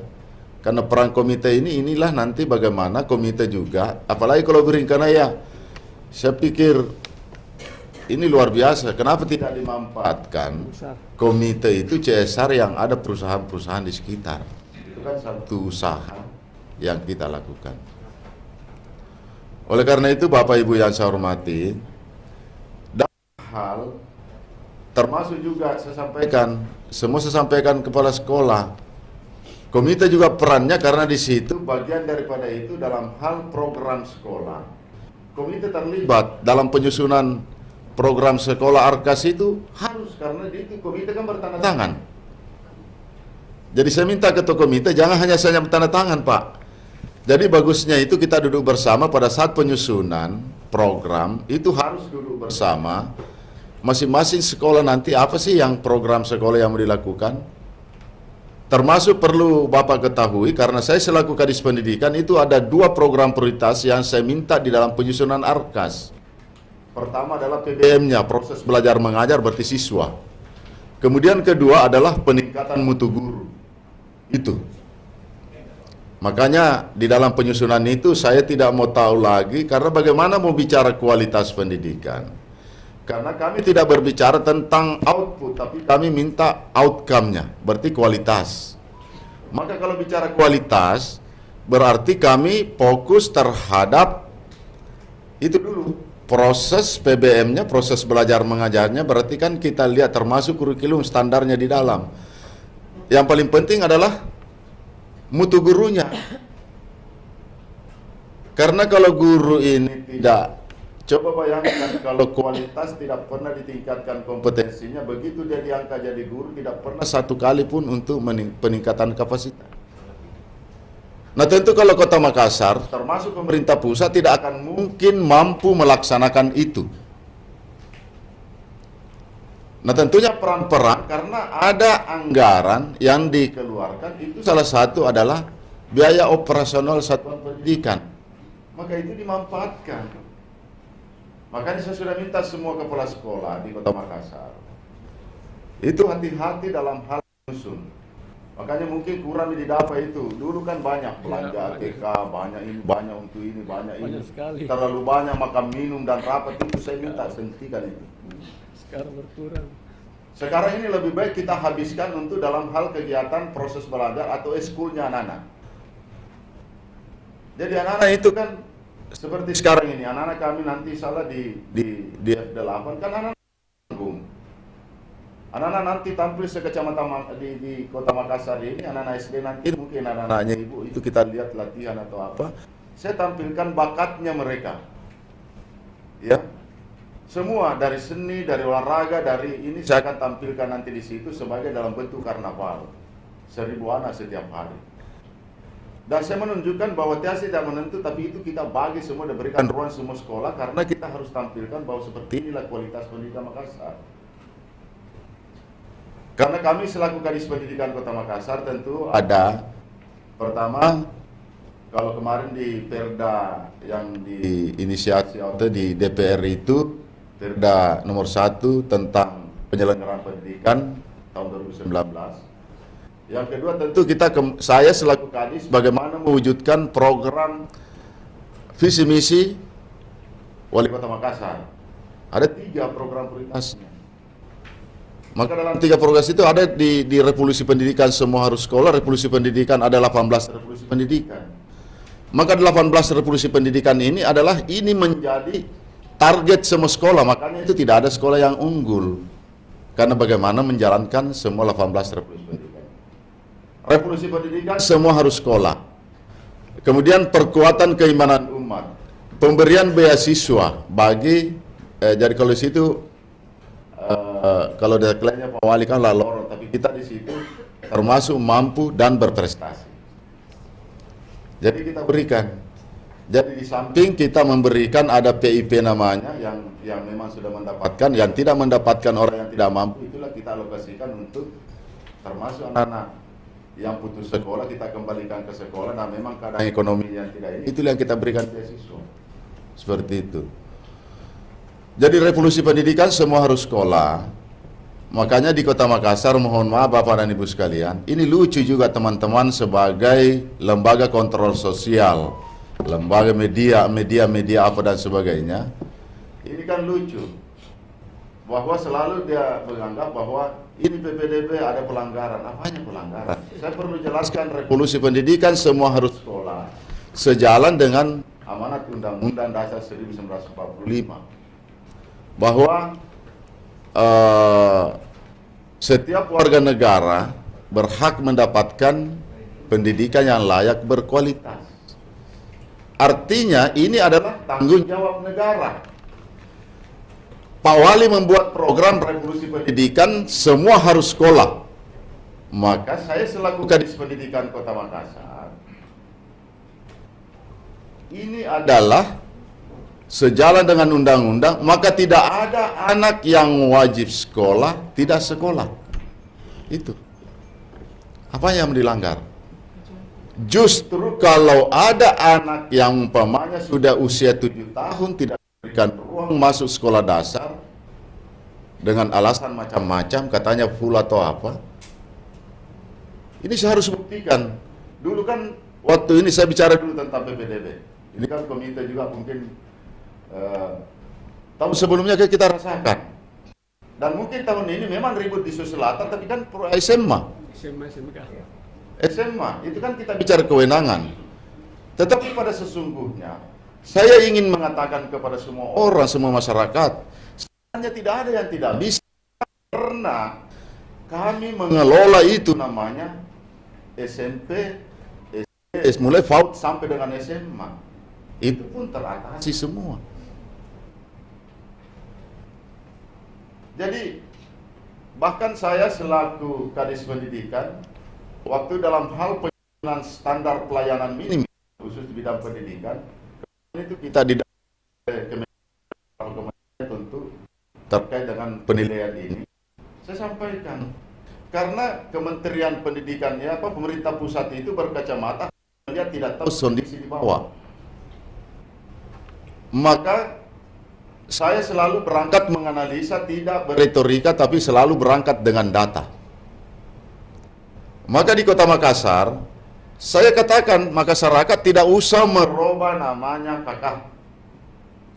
Karena sudah ada jaminan dari pemerintah, sudah ada tanggung jawab pemerintah namanya revolusi pendidikan, semua harus sekolah. Itu janji. Dan sudah tertuang dalam RPJM. Memang tidak usah, memang sonasi itu, sonasi, non-sonasi sebenarnya baik. Cuma cara-cara orang, makanya waktu kemarin di Apeksi itu kan ribut di Bogor. Kebetulan saya bertemu dengan Pak Wali Kota Bogor di Hotel Sedona. Dia tanya, bagaimana Makassar Pak Kadis? Saya bilang Makassar aman. Kok bisa? Kok bisa? Saya bilang bisa Pak. Artinya, saya bilang bisa. Saya jelaskan bahwa di Makassar itu seperti yang terjadi di Bogor, di Makassar tidak ada manipulasi kependudukan. Karena kami sudah memang memberikan kepada masyarakat, insya Allah pemerintah akan menjamin, tidak akan mungkin kita tidak berikan ruang untuk bersekolah. Itu yang saya sampaikan. Terus jalur apa yang dipakai? Saya bilang ada 3 jalur yang kami pakai di Makassar. Yang pertama adalah jalur sonasi. Sonasi itu yang diatur dari Permendikbud 63 tahun 2021. Sama dengan di Bogor. Jalur non-sonasi. Kami pakai jalur non-sonasi adalah pertama tentu afirmasi. Ada prestasi, ada perpindahan orang tua. Prestasi ada kebijakan yang kami buat, tapi itu tidak dalam juknis, tapi itu adalah kebijakan pemerintah kota dalam rangka karena ada program Bapak Wali Kota perkuatan keimanan umat. Saya selaku di Kadis Pendidikan kan di situ dikatakan kawasan santri. Salah satunya di situ kemarin direkomendasi di waktu penyusunan RPJM. Kawasan santri kan orang identik bahwa ini adalah pasti orang mengenal bahwa ini hanya pesantren. Maka saya selaku Kepala Dinas Pendidikan tidak menjurus ke situ secara religius. Maka saya membuat surat edaran Kesatuan Pendidikan semua sekolah. Bahwa bagaimana sekolah itu kita jadikan kawasan santri. Semua sekolah menjadi kawasan santri. Di situ baik Muslim maupun non-Muslim saya atur dalam edaran. Maka di situ, kalau agama, guru agama Islam, bagaimana membuat inovasi namanya tahfiz Al-Quran. Jadi kalau di pesantren ada tahfiz, maka di semua sekolah ada tahfiz Al-Quran. Kemudian yang kedua, bagi non-Muslim, Itu juga saya buatkan seperti apa yang dilakukan karena perkuatan keimanan umat itu kami mau fokus terhadap bagaimana membentuk karakter dan pendidikan akhlak anak kita. Itu. Maka dengan ini setiap dalam edaran kami setiap minggu minimal 1 kali ada kegiatan keagamaan. Makanya itu kalau di sekolah kita lihat anak-anak, kalau di Muslim ada Jumat ibadah, ada salat duha berbagai itu kita lihat. Itulah salah satu bentuk bagaimana kita ini menanamkan pendidikan akhlak dulu anak. Karena sekarang ini banyak pintar tapi itu yang kurang. Maka ini harus kita bangun. Makanya di dalam program 18 Revolusi Pendidikan ada program sekolah 10 tahun. Makanya Pak Wali komitmen di situ karena kita mulai pendidikan usia dini. Maka ada di situ Perwali 51 tahun 2021 tentang penyelenggaraan PAUD pra SD tahun berarti sudah wajib 5 ke 6 tahun. Jadi kami juga sudah menyampaikan bahwa terkait dengan literasi baca tulis calistung itu tidak kami betul beri sanksi bagi sekolah mulai dari PAUD sampai dengan SD yang menjadikan seleksi. Karena kita mau fokus kan ini ada usia Pak 5 sampai 8 9 nanti kita baru fokus terhadap literasi anak. Jadi supaya ini jalan.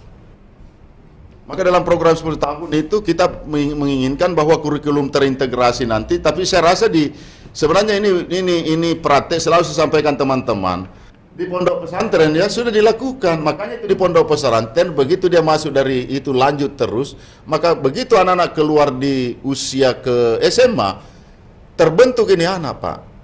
Makanya itu kalau dia sudah sebenarnya kalau pesantrennya itu cukup sudah sampai SMP, mau ke SMA mana itu sudah bagus. Tetapi lebih bagus lagi kalau lanjut karena kita juga tidak bisa karena sampai SMA diharapkan kembali lagi seperti karena ini harus secara berkelanjutan tapi yakin dan percaya kalau pendidikan akhlak, pendidikan karakter kita bangun di usia sampai SMP itu kita perkuat insya Allah nanti ke depan SMA tidak ada lagi ya. Oleh karena itu Bapak Ibu yang saya hormati, jadi apa yang saya ingin katakan kepada ini Pak Wali Kota Bima ini berandai saya tentang bahwa apa yang kami lakukan. Saya sampaikan kepada seluruh teman-teman LSM, kan selalu dikatakan ada pelanggaran. Saya bilang apa yang dilanggar? Juknis itu hanya adalah petunjuk teknis pelaksanaan untuk mengatur. Tapi yang paling penting di sini adalah haknya warga negara untuk mendapatkan pendidikan. Itu dulu. Pemerintah jamin dah. Nah pemerintah Kota Makassar, Wali Kota Makassar berkomitmen dengan itu bahwa ada revolusi pendidikan, ini adalah janji. Di sisi lain dimasuk dalam RPJMD. Jadi saya sampaikan Pak, makanya di dalam kebijakan itu kami terkait dengan perkuatan keimanan umat, saya sampaikan kepada seluruh, jadi saya sampaikan di dalam juknis saya atur, bagi anak yang tahfiz 5 juz bebas memilih sekolah. Itu. Ternyata ada Pak, lebih dari itu. Ternyata datanya ada. Jadi anak SD itu sudah ada tahfiz lebih daripada itu. Ternyata ada. Dan bahkan di situ bebas memilih, terserah tidak ada lagi istilah sonasi dengan sonasi. Jangan mau kasih tentukan, langsung memang ambil daftar ulang. Karena ini aset menurut kami.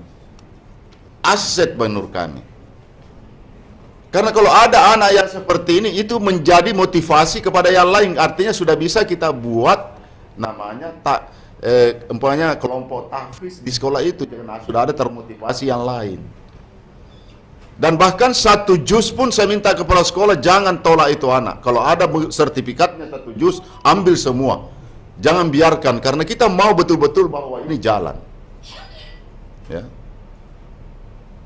Yang kedua, itu saya ditanya, apa sih dasarnya Pak Kadis mengambil, itu kan kebijakan saya.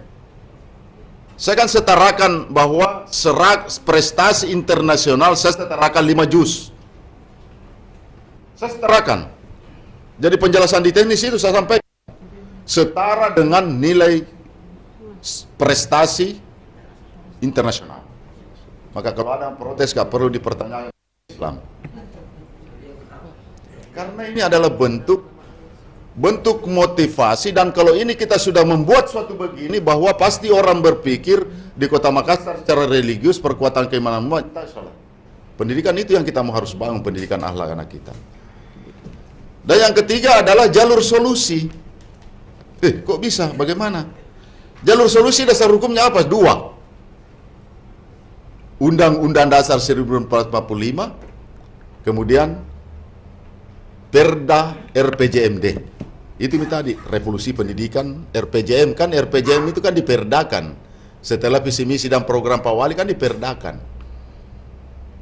Kan ditanya, itu tersirat dalam itu tapi ada yang mengatur. Artinya jalur solusi sama dengan zonasi.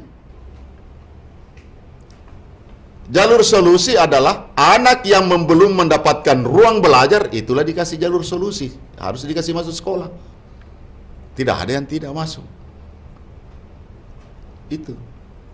Maka mohon maaf Bapak Ibu sekalian, kenapa Tenang Makassar? Saya perlu sampaikan dari pertama saya menghadapi PPDB, dan tentu saya selalu mengambil evaluasi dari tahun ke tahun.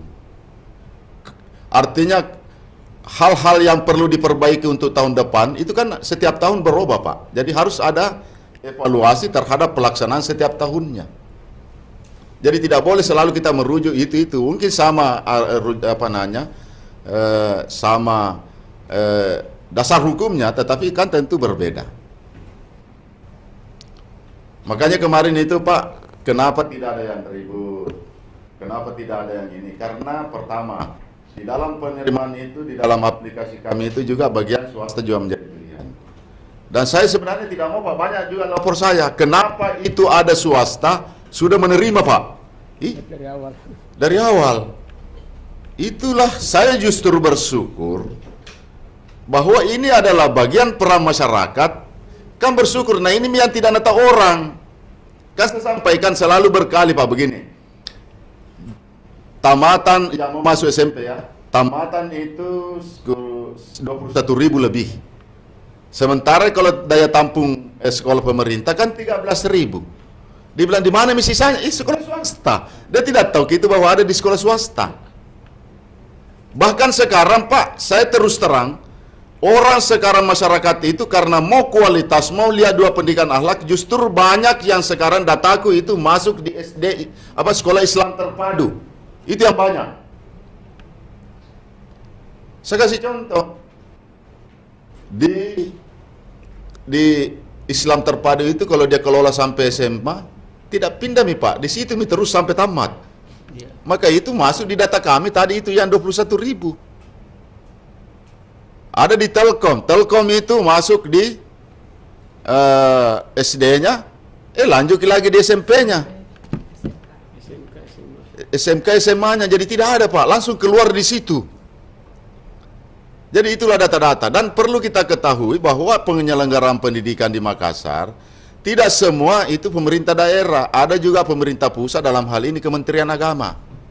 Kementerian Agama ada sanawiyahnya 2 negeri tapi ada 50 lebih swastanya. Nah ini semua ada siswanya. Ini adalah warga Makassar.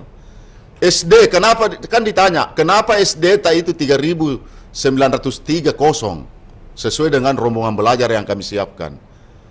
Karena ada MI, Madrasah Ibtidaiyah juga ratusan jumlahnya. Nah ini juga mengisi. Kita kan berikan ruang, kita tidak mau bahwa kau harus masuk semua di sini.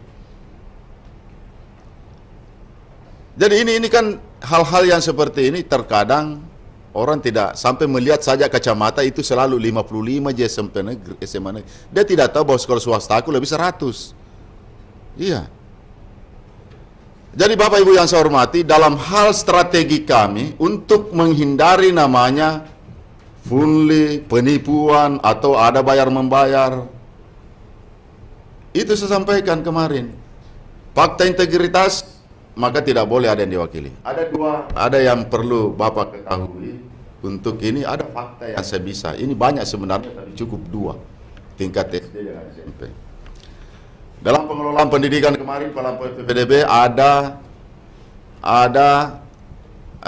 saya dilapori kepala sekolah, Pak, saya bagaimana mohon petunjuk dan arahan Pak Kadis karena kami dituduh meminta uang bangku 500.000, ada LSM datang di kantor, katanya penitiannya. Jadi saya bilang, coba tanya, jangan sampai ada. Dia bilang, ini saya tanya semua penitiku, tidak ada. Saya bilang, kalau begitu konfrontir, kasih tahu itu LSM, suruh hadirkan itu orang tua. Jadi Jadi ceritanya begini. Jadi kan panjang kalau Pak saya mau. Jadi ceritanya begini. Ini ibu mau minta uang sama suaminya. Kebetulan dia minta sama. Jadi karena dia minta sama suaminya bahwa saya dimintaki oleh panitia uang bangku 500.000. Suaminya dia tidak konfirmasi, langsung telepon LSM. Jadi tidak ada yang salah Pak. LSM juga tidak salah karena ditelepon, dikasih informasi. Menurut orang tua berarti kan akurat menurut kalau LSM itu. Ya. Jadi setelah ditelepon, jadi saya bilang sekolah tidak konfrontir. Jadi telepon LSM suruh datangkan dua-dua. Jadi sampai di sekolah, singkat cerita karena ibunya memang mulai bergelagat tidak mau pergi. Jadi sampai di sekolah, dikasih tahu kepala sekolah tunjuk, udah kasih duduk sama panitia yang semua guru-gurunya, tunjuk siapa yang minta ke uang bangku. Dia bilang tidak ada Pak, saya hanya minta uang, alasanku sama suami bahwa diminta uang bangku. Nah, jadi ini ibu-ibu kerjanya ibu. Jadi kalau ini saya tidak konfrontir, saya tidak pastikan, maka pasti nih jadi opini. Kira-kira bagaimana? Ini kan menjadi isu hoax. Ya kan kita, bukan berarti tidak ada orang yang sempurna Pak dalam hal, tapi kita harus bahwa seperti itulah. Yang kedua, tingkat SMP Pak. Karena yang saya perintah oleh kepala sekolah, perintah saya kepala sekolah itu adalah yang dilayani, yang diterima. Umpamanya kalau jalur solusi datang orang tua kandung, saya tidak mau tahu ditolak. Karena saya sudah tahu Pak. Kenapa saya mengatakan saya tahu, kecuali sekolah-sekolah tertentu. Hanya berapa di sekolah. Pada saat saya selesai penerimaan PPDB, masih ada 1.927 kuotanya SMP negeri yang tidak terisi. Saya mau kasih tahu ke SMP di depan sini, SMP 35, cukup enggak? Hanya berapa sekolah Pak, berapa kelas yang terjadi? SMP 16, hanya berapa yang terjadi? Masa berikan yang mau semua ke SMP 6, banyaknya sekolah dilewati. Makanya saya bisa buktikan pada saat saya umumkan PPDB sonasi, rata-rata sekolah Pak itu, padahal saya tahu ini bahwa sudah ada yang lulusi dekat rumahnya. Mas rata-rata itu sekolah, itu laporannya hanya mendaftar ulang 50%. Itu pun kalau lebih tidak ada yang 100%. Kenapa? Jadi, waktu saya perintahkan kepala sekolah, jangan mengambil kebijakan, jangan diisi. Nanti terakhir semua akan kembali itu isi. Maka terjadi Pak, kembali jadi isi itu. Karena selalu berharap, bagaimana cara aku masuk SMP 6? Bagaimana caranya? Kemudian kebijakan yang kami ambil adalah, tentu jalur sonasi, non-sonasi, solusi, semua adalah bersamaan masuk tanggal 10. Tidak ada. Pendaftaran mulanya juga jalur solusi mendaftar Tommy di tanggal anu. Karena yang tidak masuk kan sudah sebarkan di media. Pokoknya datang di sekolah yang terdekat, mau negeri mau swasta terserah, datang di sana. Jadi begitu Pak. Saya sampaikan, datang saja. Karena sudah sekolah, saya sudah perintahkan. Kecuali yang sekolah-sekolah tertentu. Coba bayangkan dari Manggala mau ke SMP 8. Padahal banyaknya sekolah dekat rumahnya. Ada lebih parah lagi SMP 19 dekat rumahnya. Masih mau ke SMP 8. Makanya saya bertahan. Enggak. Akhirnya dia terima tonji Pak. Karena lulus kok di situ. Makanya itu saya kasih tahu saya kasih tahu semua operator sekolah. Kanci memang di Depodik kasih masuk supaya tidak bisa pindah. Karena kita harus memberikan jaminan ini kualitas sama. Insya Allah ini dalam proses. Karena kami fokus terhadap dua tadi itu. Proses belajar mengajarnya, proses anak-anak kita termasuk kegiatan-kegiatan anak. Makanya juga itu minta maaf kalau ini outing kelas itu saya minta aktualisasi kurikulum Merdeka, saya minta itu jalan dengan baik. Jadi aktualisasinya nanti itu akan lebih bagus Pak. Jadi itu anak sekarang model pembelajaran tidak seperti diajari seperti ini. Kurikulum Merdeka tidak perlu. Bahkan anak-anak itu kalau dia senangnya begini, kan anak-anak itu Pak kalau tegang beda itu kalau dia sambil bermain kadang itu lebih bagus. Makanya model sekarang itu kita pakai cara belajarannya cita-citanya Ki Hajar Dewantara, karena itulah rohnya sebenarnya di kurikulum Merdeka. Saya melihat di negara maju seperti itu juga. Jadi model pendidikannya itu bahkan Ada yang berasa juga kepala sekolah juga menerapkan anak-anak itu kalau merasa ini dia kasih juga Pak istirahat dulu kalau sampai sore. Nah, kasih waktu dulu istirahat, bisa dulu tidur sedikit, baru masuk lagi. Kan anak-anak itu perlu. Makanya juga saya minta semua sekolah bahwa itu kegiatan ekskul harus jalan. Kayak kita lihat semua Pak bakat-bakatnya anak-anak luar biasa. Jadi kualitas, saya bilang sampaikan. Coba bayangkan kalau ada lomba-lomba, nah bukan di SMP, juga yang manifestasi, biasanya dari pinggiran berarti kan kualitas sama, tergantung dari bagaimana ini. Ini yang jadi jalur solusi itu, inilah yang saya sampaikan. Bahkan karena ribut dan ini menjadi isu nasional, maka ini di kantor staf presiden itu menjadi bahan Pak, menjadi kajian karena ini isu nasional karena tentang PPDB. Sehingga waktu itu datang staf ahli kantor staf presiden yang Pak Brigjen siapa itu yang bersama dengan direktur SD Kementerian Pendidikan. Jadi saya bawa ketemu Pak Wali. Jadi inilah yang dijadikan rujukan, kan akhirnya keluarlah pernyataan-pernyataan kementerian. Sebenarnya ini kenapa kita mau ribut? Harusnya di sini bagaimana pemerintah daerah mensikapi ini dengan bukan menambah ya, istilahnya ada bahkan bahasanya bilang menambah daya tampung. Kan saya sudah katakan Pak waktu di SPM yang sesungguhnya itu kalau kita mau melihat itu jumlah anak di dalam diatur diukur oleh ruang kelasnya. Jadi saya sampaikan di Kota Makassar itu adalah bangunannya rata-rata 7x9 masih standar lama, berarti 48. Kan kalau SPM-nya kan seperti itu, kita melihat ukurannya sesuai dengan standar ukuran kelasnya, kan ada diatur. Maka kalau ukurannya seperti itu maka memungkinkan untuk itu. Kan tidak ada masalah. Ternyata itulah saya sampaikan secara ini. Dan alhamdulillah itu kan diterima dengan baik, tidak mempengaruhi SPM. Ini Bapak dan Ibu yang saya hormati, yang jadi saya masuk terkait itu program Pak Wali, termasuk juga beasiswa. Beasiswa sampai hari ini belum saya realisasikan. Mau kita tahu Pak, kenapa belum kurealisasikan? Saya takut dengan kayak bansos. Kan kemarin kita punya kriteria, harapan kita itu adalah dari RT, kan saya buatkan di situ prosedur dari RT itu. Saya minta kepala sekolah bantu Kak dulu, kalau bentuk ada tim verifikator, lihat dulu di situ indikasinya.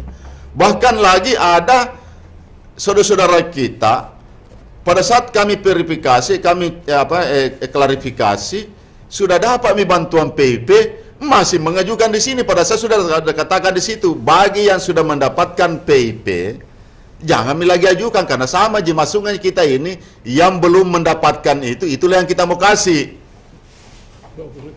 Double lagi, nah tidak boleh double. Ini lucu. Jadi makanya saya bilang, jadi ada yang saya lakukan Pak, seperti anak itu yang saya dapat di lampu merah, saya sendiri di dan saya lihat, saya kembalikan dan pernah sekolah. Jadi yang perlu tugas saya sekarang adalah di Biringkanaya itu besar anak yang putus sekolah, ada datanya.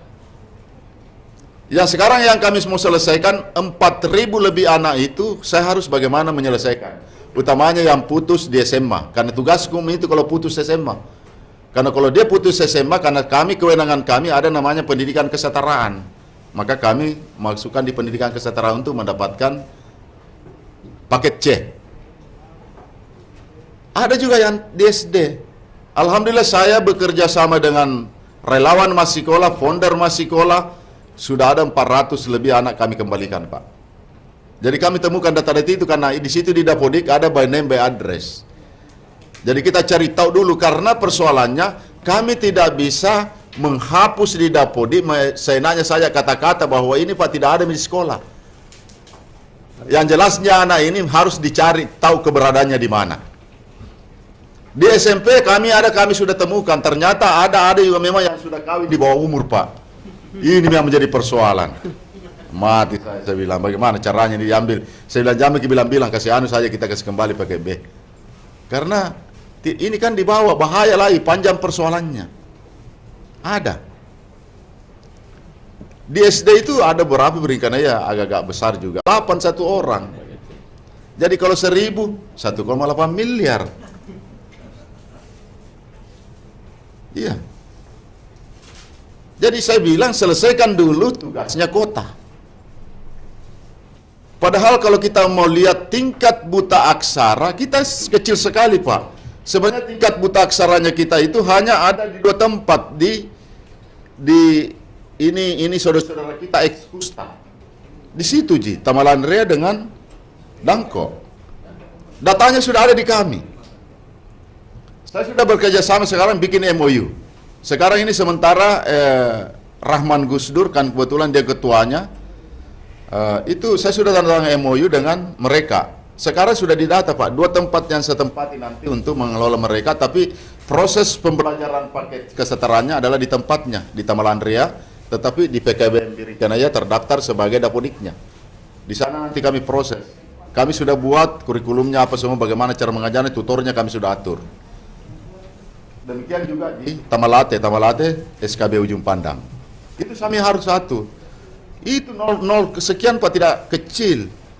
Apa yang menyebabkan, karena kenapa selalu ada, tidak bisa hilang, karena di Makassar adalah menjadi daerah urban untuk mendapat nafkah. Contoh, kan biasa itu orang yang banyak-banyak itu pekerja adalah asisten rumah tangga Pak.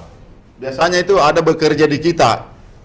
Tapi asisten rumah tangga ini memang tidak pernah sekolah, tapi jujur dan bagus cara kerjanya. Otomatis 6 bulan kemudian itu masuk di dalam, pasti pindah di KKJ Kota Makassar, dan itu sudah tercatat. Begitu dia masuk tercatat lagi dia buta aksara, maka tidak bisa hilang. Tapi alhamdulillah tidak pernah 0,5%, kecil sekali, karena kita tekan itu. Kita tekan. Ini Bapak dan Ibu sekalian, oleh karena itu saya masuk kepada komite khusus Biringkanaya. Mungkin teman-teman kita perkuat bagaimana kita, kalau memang yang sudah lama perbaharui sesuai dengan ini. Kalaupun itu nanti disepakati sekolah yang SK-kan. Di SK-kan oleh skala kita perbarui, kita menghitung ke depan.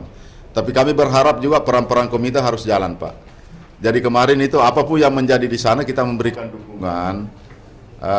Dan saya katakan komite itu saya berterima kasih orang yang menjadi pengurus komite. Karena kalau mau cari kan tidak ada uang Pak. Tidak ada gajinya. Masih mending lebih baik jadi ketua RT karena ada janunya 1 juta kalau komite. Inilah yang saya ingin sampaikan, tapi peran komite itulah yang selalu saya sampaikan kepada sekolah. Ini juga Pak perlu kita sikapi. Terkadang juga ada kebijakan begini. Sebenarnya komite itu bisa saja berusaha untuk membangun, boleh, sisa dilaporkan ke kita. Saya bahkan di semua rencana membangun begini, tapi usahanya begini. Bisa saja mungkin ada CSR, ada yang bisa membantu. Iya kan? Lucu. Kan lucu sekarang Pak, baru pikodong komite berapa begini, dituding macam-macam. Kita tahu Mbak bagi saya bilang bagaimana caranya begini. Pendidikan itu tidak gratis, itu yang perlu kita ketahui. Maka kalau mau kualitas, jangan berharap tidak ada nol biaya Pak. Iya pasti. Saya kan selalu bandingkan. Kenapa kan macam saya ke sekolah-sekolah negeri kok yang selalu soroti?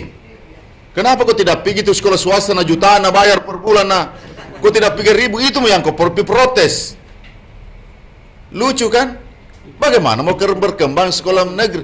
Biasa itu sekolah negeri kadang ada inovasi program prioritas, tapi kan umpamanya kalau SD kemampuannya karena dana bosnya kecil, maka inilah. Kadang juga ada kan komite berpikir, oh iya bagus ya kalau kita begini. Kadang ada orang tua juga memang mau cari apa, padahal detomi yang tidak membayar, detomi lagi yang banyak ceritanya. Aduh, sama dengan kemarin penamatan wisuda. Kenapa diperebutkan dari dulu, ini selalu ada. Kenapa baru sekarang direbutkan? Nah ini yang lucu Pak. Jadi ada kemarin itu di SDK yang sempat viral ini juga, makanya saya bilang guru-guru hati-hati kok mengirim karena jadikan TikTok. Kan orang tua di dalam kan tidak semua sama dengan levelnya, memang ada mencari membuat konten. Sekarang itu Pak kan gampang cari uang. Konten kreator itu bisa saja anu negatif, anu salah sebenarnya bisa, tapi itu kan bisa trendy langsung begitu banyak ya banyak uangnya. Makanya ini, oleh karena itu saya juga selaku Kadis Pendidikan, kenapa Makassar aman? Karena kami membangun komunikasi yang baik. Hubungan kepolisian dengan ini, jadi saya itu Pak, banyak kejadian seperti saya perlu sampaikan Ki. Saya kerjasama dengan BNN, Badan Narkotika. BNN, ada namanya Sekolah Bersih Narkoba. Kemarin itu saya minta di MPLS semua turun BNN. Kita melatih, mendidik guru, kita bikin anak-anak itu menjadi apa semua. Akhirnya Pak, ada sekolah yang tidak usah saya sebut di daerah Mandala. Datang dengan sendirinya, anak melapor bahwa saya pengguna narkoba. Artinya pemakai, tapi ini korban. 8. Tapi ini kan tidak tahu orang. Saya dengan BNN, ini anak kita atas, kadang orang tuanya juga. Artinya kalau tidak kami cegah, nah kalau ini ketahuan Pak, bisa menjadi berita nasional. Inilah yang kami lakukan, tidak ada sekarang bagaimana pencegahan itu, membuktikan bahwa anak-anak bersih, mulai dari SD Pak. Makanya itu kenapa saya mengambil kebijakan, saya minta kepala sekolah ada himbauan. Begitu selesai, termasuk juga itu kalau pagi Pak, saya bilang kepala sekolah, jangan kau berhenti hanya perintah siap saja. Pokoknya tiap pagi guru harus menyapa, karena itu adalah bagian daripada pendidikan karakter, etika, moral untuk anak. Berarti harus datang di depan menyapa anak, kita jemput anak. Karena itu kita mau bangun. Ya. Yang kedua tentu saya minta tutup pagar. Tidak boleh ada yang masuk.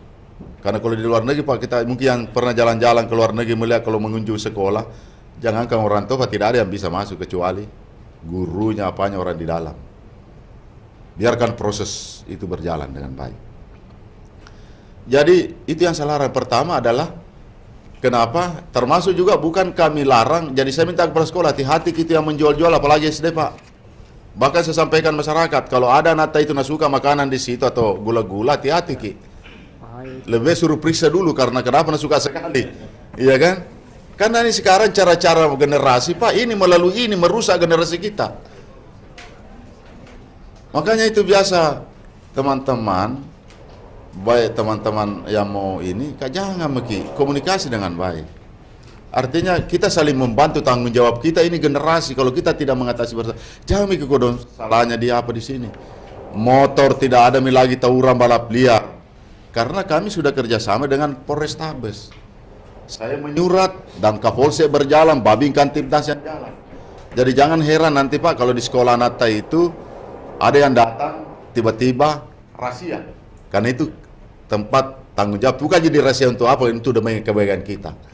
Bukti Pak kemarin itu ada di Babi Kantipnas, dia gue ke saya, Pak Kadis, ini di tasnya Pak busur.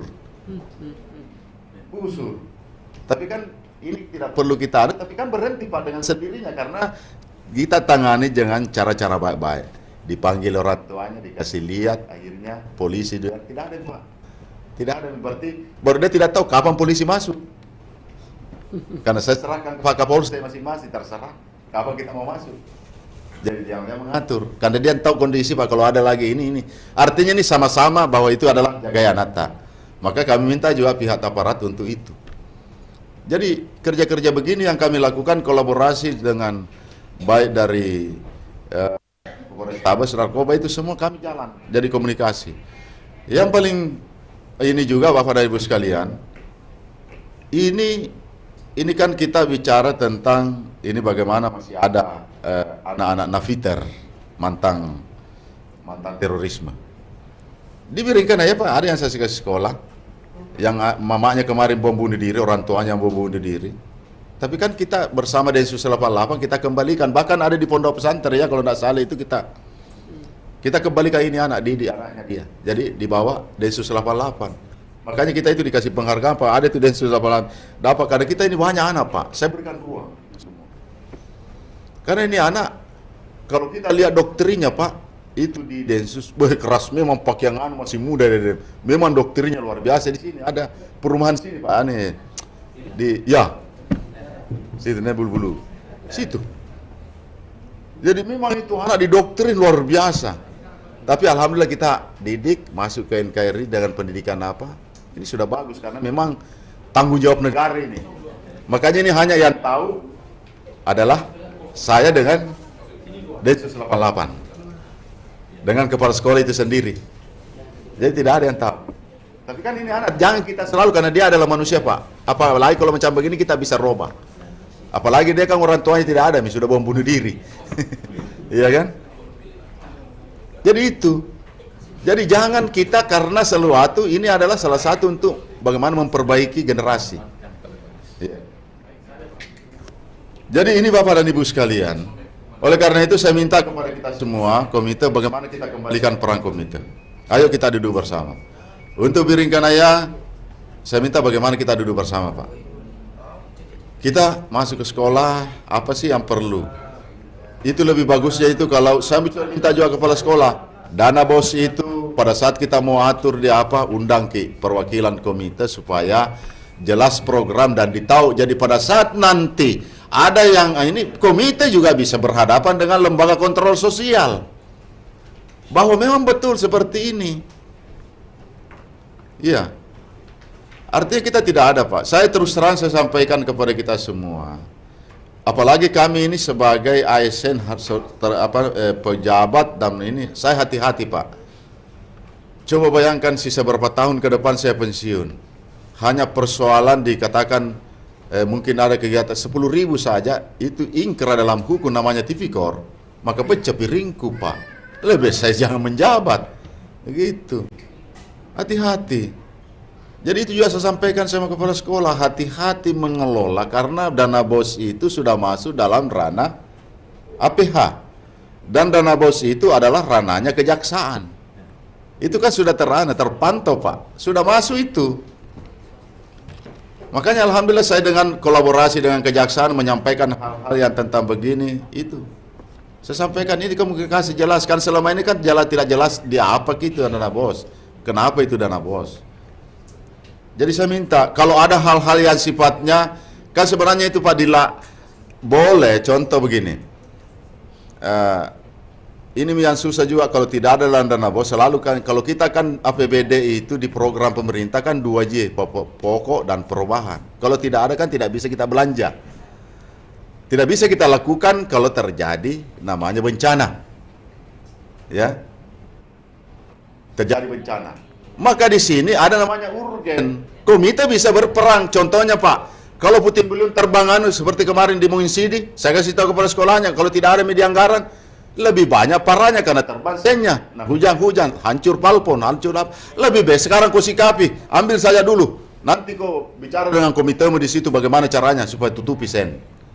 Kan itu namanya bencana Pak.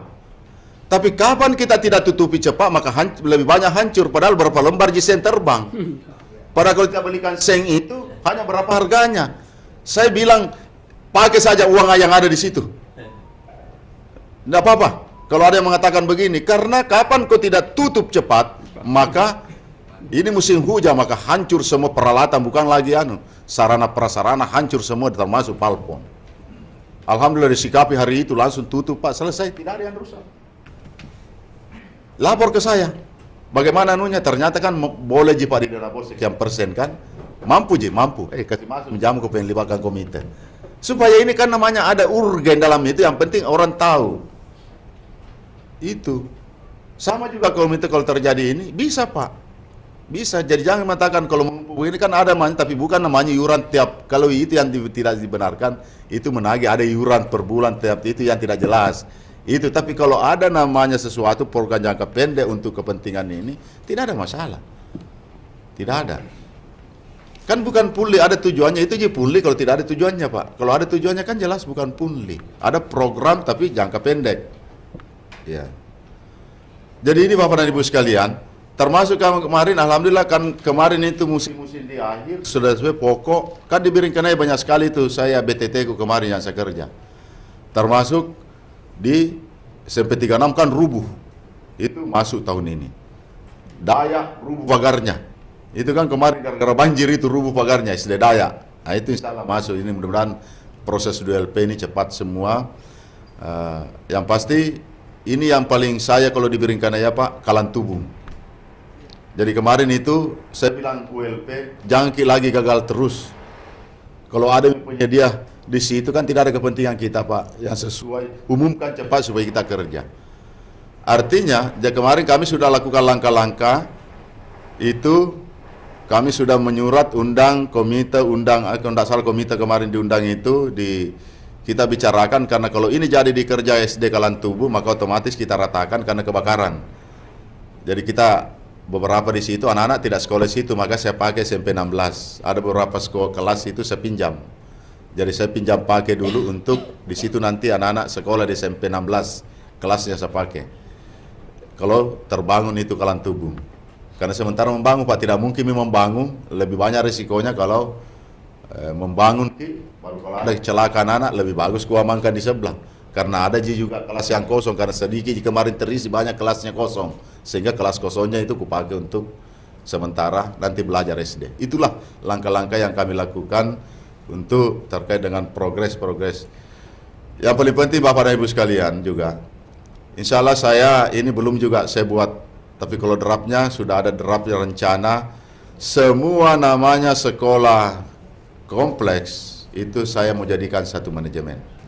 Insya Allah mudah-mudahan saya bisa laksanakan ini.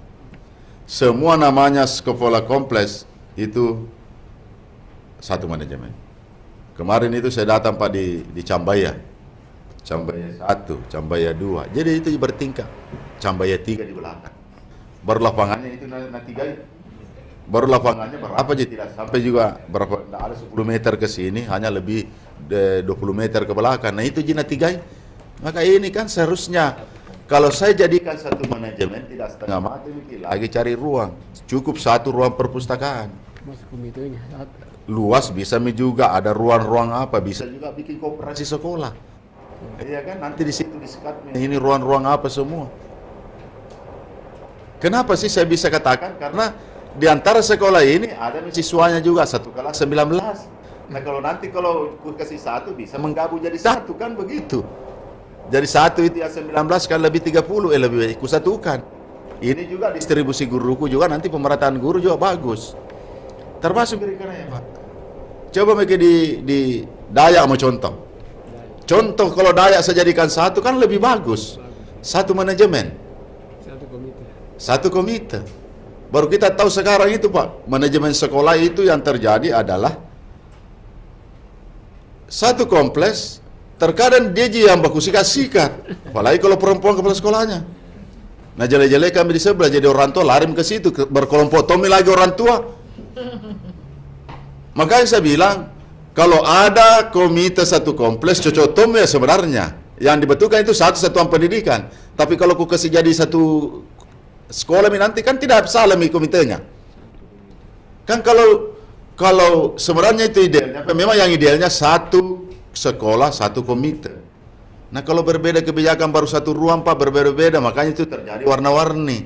Lain kebijakannya SD ini, padahal satu kompleks Ji. Maka di situ terjadi variasi. Inilah telah karena kalau masih ada ini saya rasa untuk bagaimana meningkatkan mutu proses pendidikan yang baik. Kalau tidak manajerialnya yang tidak bagus, maka manajemen sekolahnya saya harus rubah. Iya kan? Tidak ada masalah. Kemarin di situ dia bilang berapa 3 sekolah? 600 ya lebih kan satu Ji itu sekolah. Lebih baik saya jadikan satu. Nah di situ sudah jelas nih bahwa guru lebih. Nah kalau saya jadikan satu, kuatur kembali, pasti ada gurunya ya bisa dipakai tempat lain. Iya tidak ada lagi berteriak-teriak. Memperbanyak rombongan belajar, memperbanyak juga saya bilang bagaimana caranya ini. Ini sementara saya kerja Pak. Jadi memang saya kurang 2 tahun ini tidak mungkin saya bisa mampu untuk melakukan hal yang begitu berbalik telapak tangan. Yang pasti saya juga harus memastikan kepada warga Kota Makassar tentang bagaimana hak-haknya mereka mendapatkan pendidikan. Walaupun masih banyak kekurangan, tapi yang pasti bahwa kami akan melakukan hal-hal selalu setiap tahun bagaimana meminimalkan seperti itu. Artinya kita memberikan layanan pendidikan kepada masyarakat. Jadi tidak ada orang kaya, orang mampu sama, orang kaya tidak mampu, semua haknya sama. Itu saja. Saya bilang sama teman-teman, jangan mungkin mengeluh, hatta itu untuk mendapatkan pendidikan. Justru pemerintah Kota Makassar melanggar kalau Bapak. Jadi makanya saya kasih tahu teman-teman, sekarang ini yang saya cari bukan lagi yang sudah masuk. Yang ku cari ini yang sekolah sekarang tugasku. Karena kenapa? Saya ingin IPM Kota Makassar itu 90% lebih, jangan 100%. Kalau saya bisa itu 4.000 Pak, aku ambil ke 1.000 saja aku dapat, itu luar biasa. Bisa naik ke 83, bisa menjadi 80 lebih. Iya kan? Itu saja saya kelola kemarin, kembalikan yang ada di Dapodik 400 lebih, itu mempengaruhi sampai 3% Pak. Naiknya itu indeks pembangunan manusianya Makassar. Kan itu diukur dari situ. Semakin banyak anak yang putus sekolah, yang tidak sekolah, itu kan baru dikaji dari, kita kan sekarang jangan kita mengapa dan namanya, karena di Dukcapil ada usia. Jadi hatta di situ anak-anak. Anak sekian, ada sekian, usia sekian. Berarti ditahu anak usia sekolah. Berarti kita bisa lihat nih berapa anak yang tidak sekolah. Nah ini yang perlu kita, ini yang saya sampaikan teman-teman juga, ketua RT, ketua RW, bantu Kak Kodong. Kasih Kak data yang akurat. Dan laporkan kepada kami kalau ada anak itu yang putus, ini juga tidak ada yang melaporkan. Biasanya laporkan, ada yang, padahal saya bilang, kasihkan Kak. Dan insya Allah kalau jalan ini, karena ada kemarin yang di launching Pak Wali, itu terkait dengan kontainer. Kontainer itu nanti kita jadikan, dan itu nanti di kontainer ada aplikasi yang kami buat Pak. Layanan artinya di situ pos layanan siap sekolah. Jadi di situ nanti ada semua beberapa aplikasi, anak yang putus sekolah, ada yang anak yang putus mau paket-paket, nanti di situ syaratnya supaya jangan lagi orang tua, nanti saya sementara buat nanti sistem barcode. Jadi orang tua yang butuh anaknya itu mau paket, kan sisa diisi Pak. Kan sederhana Ji. Mau pakai C, jasa SMP-nya Ji. Dia foto nanti di situ, baru kakaknya. Selesai, karena kami mau input masuk dalam Dapodik. Kalau sudah kami input, nanti kami tentukan, ya kau belajar di sini, kau belajar di sini. Kan gitu. Tidak ada masalah. Nah kalau kami lakukan hal-hal yang begini, berarti kita juga berharap, saya juga berharap bahwa tidak ada warga Makassar minimal tidak tamat SD. Maksudnya tidak tamat.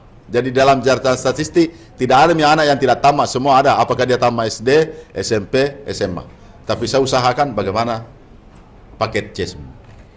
Ini sudah jadi luar biasa Pak Amnimo ini ada. Jadi saya sampaikan juga warga itu, kalau saya ketemu dengan warga, kalau ada tetangga anak-anak yang lalu lalang anak usia sekolah, lapor ke saya. Ada juga anak lapor, ini yang susah Pak Kadis. Ini sebenarnya anak bukan tidak mau sekolah, sudah usia 7 tahun, tapi waktu dilahirkan sama bapaknya ditinggal simpangi dia nunya. Jadi saya bilang begini, bagaimana akte kelahirannya Kak Jamu bilang-bilang, lebih baik kasih masuk di kakata, langsung di situ kita atas nama orang tuanya. Kamu dia apa daripada tidak sekolah? Nah, inilah yang saya lakukan dengan teman-teman. Saya bukan yang sekerja, relawan masih sekolah saya kasih lamanya. Piko ini dia yang ngurus, tunggu saja di tempat. Ini yang saya lakukan Pak. Jadi masyarakat kami berikan layanan. Kalau ada yang saya temukan begini, jangan dia pergi. Kita selesaikan dengan persoalannya. Supaya kakaknya, akte kelahirannya kita uruskan. Karena artinya ada niatnya untuk sekolah. Apalagi kalau ini kan yang susah Pak. Niat untuk keinginan untuk mau kasih sekolah. Tapi kan terkendala dengan administrasi. Maka kalau kita suruh lagi urus, jangan sampai terkendala lagi, macam-macam lagi layanannya di sana, lebih kita yang uruskan. Ini kan enak.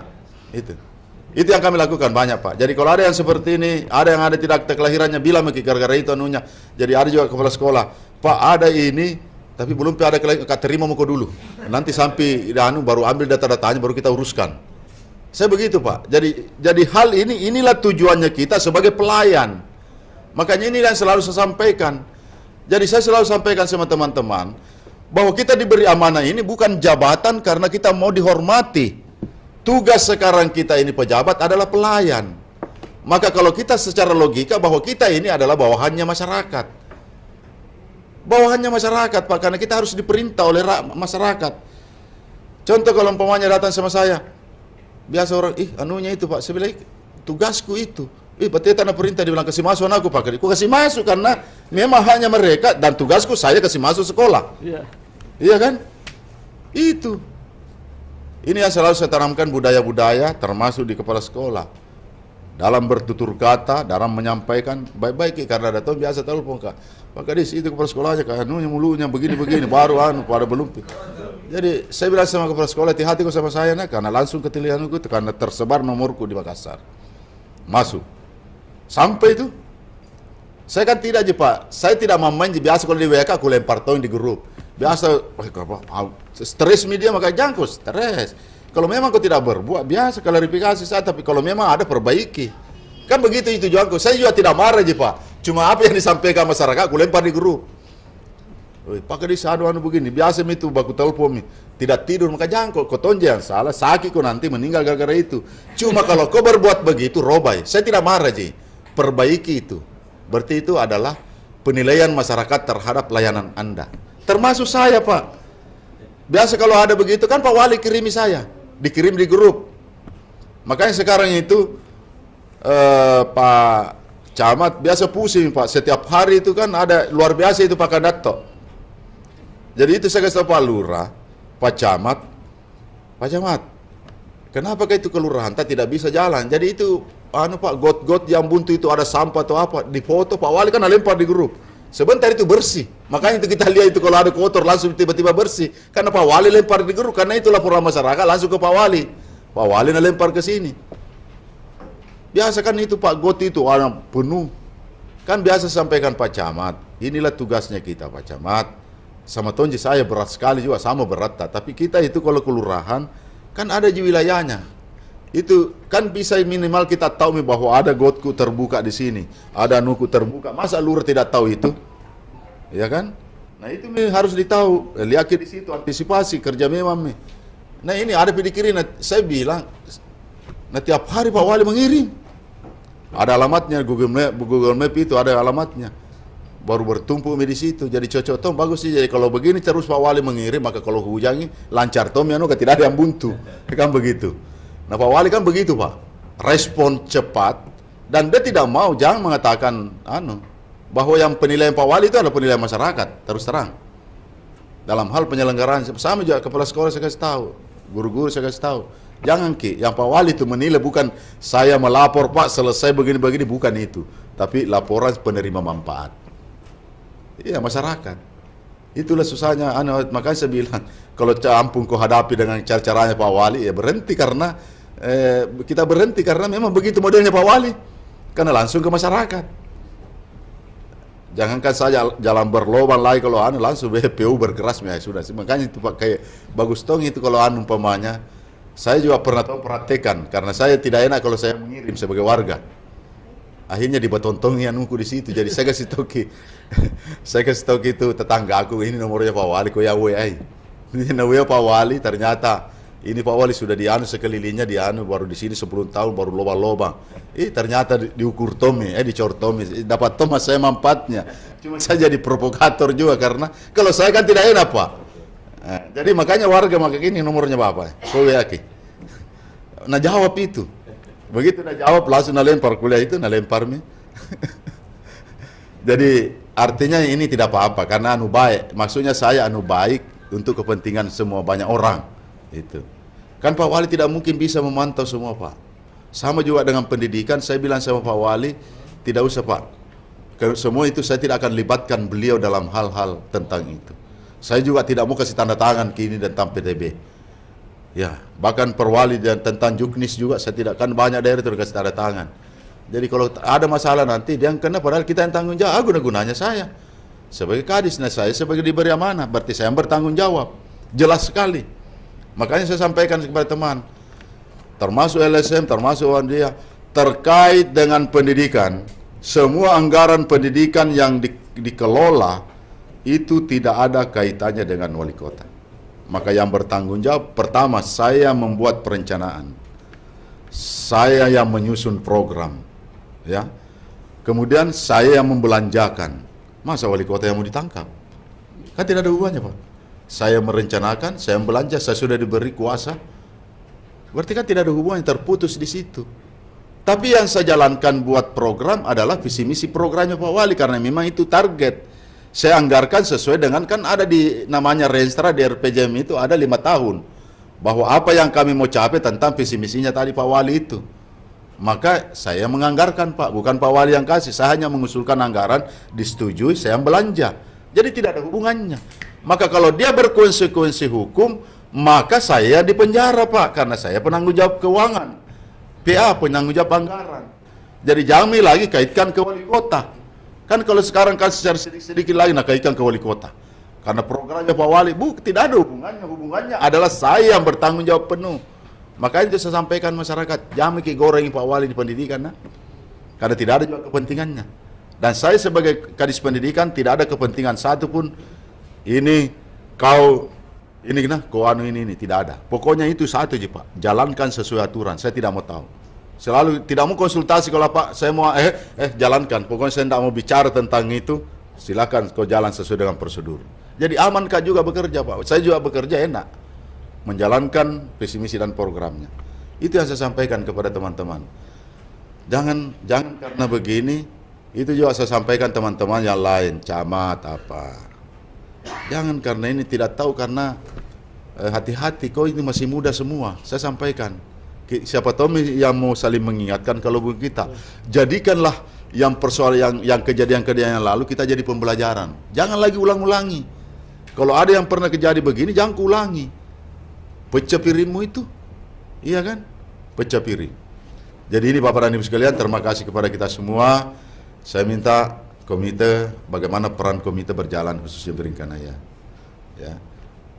Berjalan dengan baik. Kalau perlu juga komite Biringkanaya buat tongke juga, wajah mungkin dulu bentuk forum apa dan sebagainya. Cukup mungkin ada komite, di antara komite bisa memediasi, kita ketemu lagi buat program seperti apa kira-kira Biringkanaya untuk kita pikirkan. Itu bagus. Lebih baik kita sesama komite, mungkin ketua merumuskan supaya ini menjadi kebijakan untuk melihat bagaimana Biringkanaya secara keseluruhan, bagaimana pendidikan di Biringkanaya semua, supaya kami ingin bahwa kalau kan tujuannya semua 18 revolusi pendidikan, tentu kan arahnya sekolah ke situ semua. Komite dalam hal ini mengembangkan untuk meningkatkan pengembangan atau termasuk mutu pendidikan di sekolah. Tentu kita berharap ada juga inovasi dari komite Pak. Kita butuh inovasi apa sih yang bisa dijadikan suatu di Biringkanaya menjadi percontohan. Ya, kita kembalikan perannya komite yang sesungguhnya jelas sekali diatur Pak. Diatur di dalam di Permendikbud 75 ya, kalau tidak salah 75. Ya, itu jelas sekali peran. Jadi jangan kalau ada kepala sekolah yang tidak ini, nanti juga saya bilang, kan saya sudah sampaikan kalau rapat kepala sekolah. Sekarang itu saya sudah menyapa komite. Jadi kalau ada sekolah yang tidak mau, undang mereka. Jangan kok kasih tanda tangan saja. Jadi saya juga kasih, kalau datang juga kasih tanda tangan itu anuar kasnya, jangan tunggu tanda tangan baca toge di situ. Justru yang kami inginkan pada saat penyusunan itu duduk dulu, baru dituankan masuk. Itu yang lebih penting. Pada saat ada pertanyaan, komite juga bisa jawab. Kan kami inginkan bahwa peran komite itu apabila ada sesuatu membutuhkan informasi, termasuk pengelolaan anggaran yang ada di dalam, komite harus tahu. Supaya dia bisa juga jawab. Nanti dia bilang kita komite di situ Pak, kita komite di sana. Bagaimana ini? Pasti saya tidak tahu. Berarti komite tidak jadi. Ada apa kan saya kalau sebagai anak ada apa? Nah kalau ini bisa mengatakan oh begini-begini enak. Ya kan itu yang kami inginkan, kerjasama yang seperti ini, kolaborasi dan peran-peran komite kembali seperti itu. Soalnya memang hal yang sesuatu hal budaya merubah itu Pak susah, berat. Saya saja ini 2 tahun merubah, kan hampir 10 tahun saya baru kembali ke pendidikan, merubah itu agak berat menurut saya. Makanya Pak Wali waktu saya disampaikan, kok harusnya bagaimana merubah layanan budaya di situ Pak Gadis, karena ini ibarat Pak Wali dia katakan bukan milik maksudnya pecah kayak pecah hancur mentom itu artinya dia bingung berkata-kata, makanya itu banyak. Termasuk kemarin Bapak dan Ibu sekalian, mungkin komite juga mengetahui itu tentang yang lalu. Itu saya hentikan budaya itu. Dulu itu ada namanya penggandaan soal, dikelola oleh Dinas Pendidikan. Nah kalau mau kaya Pak, kulanjutkan itu. Karena sudah kukali-kali. Mohon maaf, itu kan menggunakan dana BOS. Komite kan pasti tahu semua dulu itu. Diganda, dibayar 21.000 satu anak. Jangan lihat di situ, mungkin di situ sekolah hanya 50 anaknya, kali-kali sedikit, tapi sekota Makassar berapa Pak? Nah siswaku SD saja 134.000, SMP 60.000 lebih. Nah kalau ini jangan saja SMP mau saja 100.000 mau saja, ya kan 234.000 siswaku, 100.000 mau saja, karena di situ kemarin itu 21.000, tinggal di sekolah 2.500, masih ada 18,5. Nah ini yang digandakan soal untuk ujiannya anak-anak. Nah bagaimana caraku ini untuk menghentikan budaya ini? Tentu saya tidak serta-merta menghentikan dulu. saya membuat keputusan. Keputusan apa yang saya buat? Kebetulan implementasi kurikulum Merdeka ini harus jalan. Maka saya buat keputusan tentang penetapan implementasi kurikulum Merdeka di satuan pendidikan PAUD, SD, SMP se-Kota Makassar tahun ajaran kemarin. Maka harus mati kan? Maka ke-13 tidak ada lagi. Itu yang saya. Maka ini saya hentikan. Dan semua pengelolaan, penggandaan, ujian dan sebagainya kembali ke sekolah dan sekolah sendiri yang anggarkan, belanja. Selesai. Tidak ada yang ribut. Kenapa kita tidak? 5.000 mau satu anak Pak kali 100.000 berarti kan saya satu semester dapat kali 5 miliar. Iya kan? Makanya wajar kemarin kalau Dinas Pendidikan tidak ada LSM bercokol di situ. Karena itu dia tahu bahwa ada di dalam di sini. Itu saya hentikan. Luar biasa. Berapa miliar kira-kira 21.000 kali sekianan. Itu dana BOS. Memang tidak tinggal karena dana BOS diatur. Makanya itu saya minta jangan. Hentikan. Saya minta hentikan. Makanya kurikulum Merdeka saya genjot sekarang. Proses pembelajaran juga. Saya lebih baik habis uang dipakai anak. Lebih baik dipakai untuk kepentingan guru, dilatih untuk peningkatan merekanya. Itu yang saya maksud tadi. 2, karena saya tidak mau butuh output, tapi saya butuh outcome. Outcome-nya seperti apa? Kita kan kualitas. Ya, saya harus mengambil sampel saja, jangan di daerah lain. Kenapa orang tua atau masyarakat Makassar mau sekolahnya anaknya padahal jutaan per bulan karena kualitas? Berarti salah satu untuk mewujudkan, jadi sarpras itu persoalan di belakang Pak. Saya waktu asesmen kepala sekolah saya wawancarai, lucu Pak, sudah lama jadi kepala sekolah. Saya tanya saja bagaimana, apa yang menurut Anda kualitas itu, cara mengukurnya seperti apa di 8 standar nasional, apa yang paling utama. Langsung dia bilang, saya begini Pak, saya ini sarpras sekolah aku begini. Kalau berbicara sarpras Pak, kalau dia langsung ada memang guru yang cerdas, yang hebat itu, langsung dia masuk ke situ tadi, standar, proses isi untuk guru. Nah biar dibawa kolon rumah Pak, kalau kualitas gurunya bagus, prosesnya bagus. Ke kelas itu hanya ruang saja.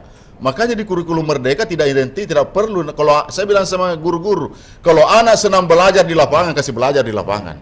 Itu yang penting. Kan kita yang mau adalah bukan literasi, tapi numerasinya juga. Itu.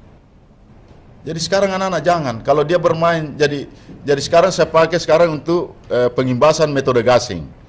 Jadi saya lihat metode gasing itu belajar matematika gampang, asik, menyenangkan. Itu saya sampaikan bahwa itu belajar gasing itu semakin tinggi kebisingannya maka semakin berhasil anak. Makanya jangan heran nanti kalau nanti Makassar di SD Pak ribu-ribu nanti itu. Jadi memang begitulah karena kebisingan dan luar biasa. Hasilnya luar biasa dan bisa merubah. Itu yang kami lakukan. Jadi ini banyak cara yang kami lakukan tapi demi untuk bagaimana kualitas dan mutu anak. Dan insya Allah juga saya sebagai kadis, saya sudah mengatakan sama teman-teman guru, di akhir Desember nanti bukan lagi forum CPKI, kemarin kita undang untuk mengerefleksi kami seperti apa, tapi kami mau bikin festival 18 Republik Pendidikan. Kami mau kasih ruang. Karena yang kami hargai Pak, prestasi itu saya perlu jelaskan Ki, bukan akademik itu kalau masalah nilai kesehariannya, bukan kami tidak percaya. Kemarin PPDB saja Pak, bayangkan itu anak. Itu prestasi akademik untuk saya kurangi hanya sekian persen. Lebih banyak prestasi non-akademik. Non-akademik contohnya kan akademik tonji, contoh olimpiade matematika, dia olahraga, seni dan lain-lain, itu yang saya lebih hargai. Karena itu juga dasarku juga pemberian beasiswa. Bukan karena ranking.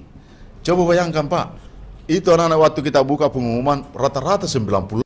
Bangga Tommy orang tuanya bilang 92 ini anakku. Sekalinya dilihat, deh, 2 mami ini bagaimana geniusnya ini anak, 2 mami angkanya 10. Iya. Ternyata saya minta di asesmen oleh sekolah, aduh jauh. Makanya itulah kemarin tahun lalu kan dasarku begitu Pak, sehingga saya kurangi lebih bagus, saya hargai bakatnya anak sudah jelas juara olimpiade matematika, olimpiade begini, kayak tahfiz apa dan sebagainya, tentang itu kita hargai dibanding daripada Itu bukan tidak dihargai, ada toji harganya Pak, tapi lebih baik harganya karena pertama, anak yang sudah mendapatkan prestasi seperti ini dia termotivasi, padahal kan nilai. Berarti kan ada semakin semangat dia mereka bahwa saya dihargai. Iya kan? Semua dihargai. Tapi penghargaannya lebih besar kepada situ. Jadi prestasi dan bakatnya anak itu lebih, supaya kita dorong mereka supaya dia fokus terhadap prestasi mereka. Inilah Bapak dan Ibu sekalian yang saya sampaikan kepada kita semua. Tentu harapan kami selaku Kadis Pendidikan Kota Makassar, tanpa komite kami tidak bisa buat apa-apa. Maka peran komite di sekolah itu sangat kami butuhkan. Insya Allah tidak usah kita melihat yang umpamanya boleh ditengok masa lalu, tapi itu masa lalu kita perbaiki yang sekarang kita menatap ke depan Pak. Jadi jangan yang lalu biarlah berlalu, dijadikan suatu pembelajaran, tetapi kita akan memperbaiki peran-peran komite ke depan, itu lebih baik. Bagaimana mengembalikan peran komite itu, dan itu hanya yang kami tahu di sekolah. Jadi tolong komite bisa juga nanti menegur itu namanya paguyuban Pak. Kalau ada begitu ambil alih Ki. Lebih baik kita rangkul, ayo daripada kau di situ, lebih baik kumpul di sini, baru kita yang mana prioritas kita bantu. Kan sekarang bersaing ibu-ibu, ada anaknya dia tidak mau karena mungkin keenakan di rumah pakai AC, maka dia belikan AC. Maka inisiatif kepala sekolah tidak mungkin juga mampu sekolah bayar listrinya, maka kepala sekolah ya boleh disilakan tapi bikin token. Ini ribu lagi, karena padahal dia tonji yang mau. Inilah yang barangkali Ibu peran komite. Saya minta ini nanti kelompok-kelompok yang ada di dalam ini bisa tidak kita panggil mereka duduk bersama, baru kita pikirkan, jangan berpikir satu kelas tapi kita berpikir semua. Itu lebih bagus. Kalau memang Anda mau menyumbang, simpan di sini kita sumbang, kita akan laporkan juga terbuka. Tidak ada masalah. Saya bilang sekolah dengan masjid itu tempat ibadah adalah sama. Jadi kalau ada yang mau menyumbang, mana dilarang Pak. Jadi kalau ada nanti yang mau menyumbang di sekolah atau sebagai komite, jangan dilarang. Ambil dulu itu sumbangannya, baru nanti kita simpan saja dulu untuk nanti diprogramkan mau diapakan ini. Kan tidak diminta, dia yang mau menyumbang. Bahkan saya minta kepada sekolah petakan itu, itulah kemarin ada afirmasi dengan ini, petakan itu orang tua yang mampu dengan tidak dan sampaikan nanti di komite. Itulah tujuannya, perannya juga sekolah saya sampaikan.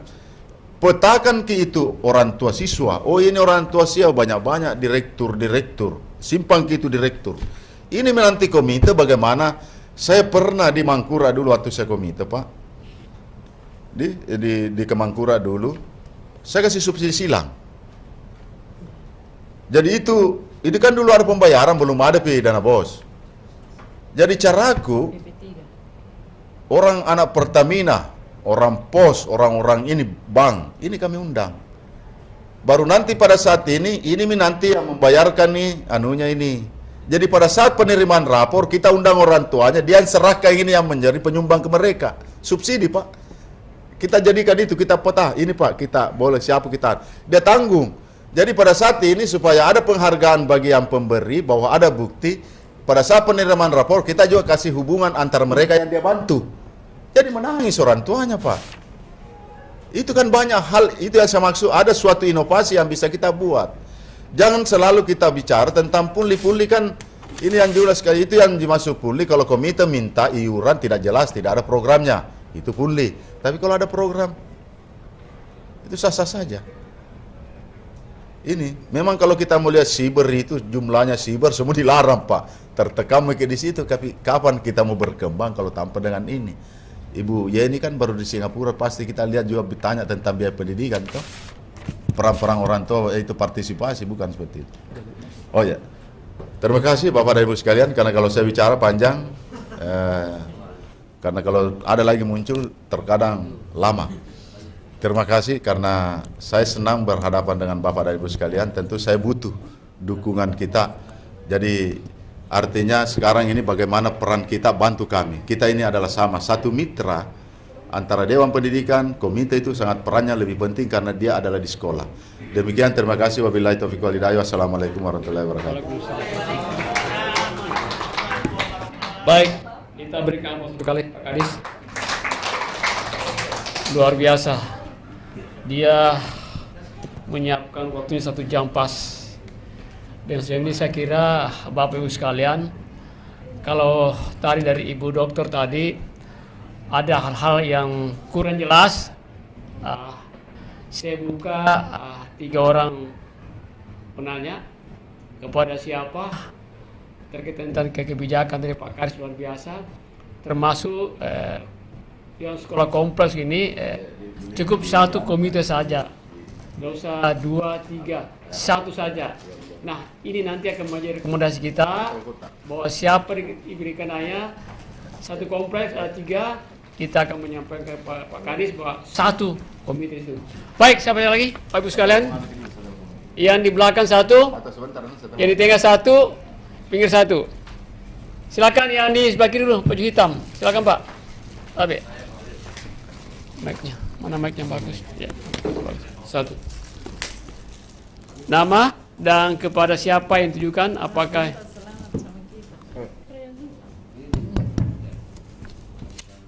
Bismillahirrahmanirrahim. Assalamualaikum warahmatullahi wabarakatuh. Yang saya hormati Kepala Dinas Pendidikan Kota Makassar, yang saya hormati panitia penyelenggara rapat koordinasi komite dan seluruh peserta yang hadir. Perkenalkan, nama saya M. Iswat Raga, Pak. Saya Ketua Komite SD Impres PAI 2. Oh ya, Pak. Iya. Jangan Pak Kas Mama Pak ya? Ibu Sri. Oh bukan.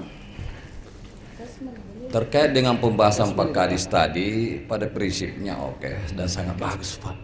Dan saya yakin Pak Wali suka itu. Cuma satu hal yang mungkin kami akan sampaikan dan harus kami sampaikan terkait dengan dilematis yang terjadi di sekolah kami. Ya. Dilematisnya bukan persoalan banyaknya pungutan atau adanya intervensi ke masyarakat, bukan itu Pak Kadis. Tetapi legalitas dan keabsahan lokasi yang ditempati SD PAI 2 itu. Jujur, kami ketua komite agak sedikit terkendala. Kami selalu mau berkomunikasi dengan CSR terkait dengan apa yang disampaikan Pak Kadis tadi, tapi itu kendalanya, Pak. Betul, Pak. Saya mau solusinya Pak Kadis kira-kira bagaimana, Pak? Yang dimenangkan kemarin ini yang bukan di GOR itu, Pak. Bukan, yang PAI 2, Pak, di belakangnya Puskesmas Sudian itu. Itu yang berbicara ini ketua komite, Pak ya. Saya berbicara persoalan sekolah yang kendala yang terjadi di sekolah kami, Pak Kadis. Dan itu kami minta solusinya. Kami sudah bicara dengan kepala bidang permasalahan tanah di Balai Kota, Pak Dim Hajat. Kalau bisa jangan dulu bangun permanen. Sesuatu jangan bangun dulu permanen karena kondisinya masih legal standing dari pengadilan belum jelas.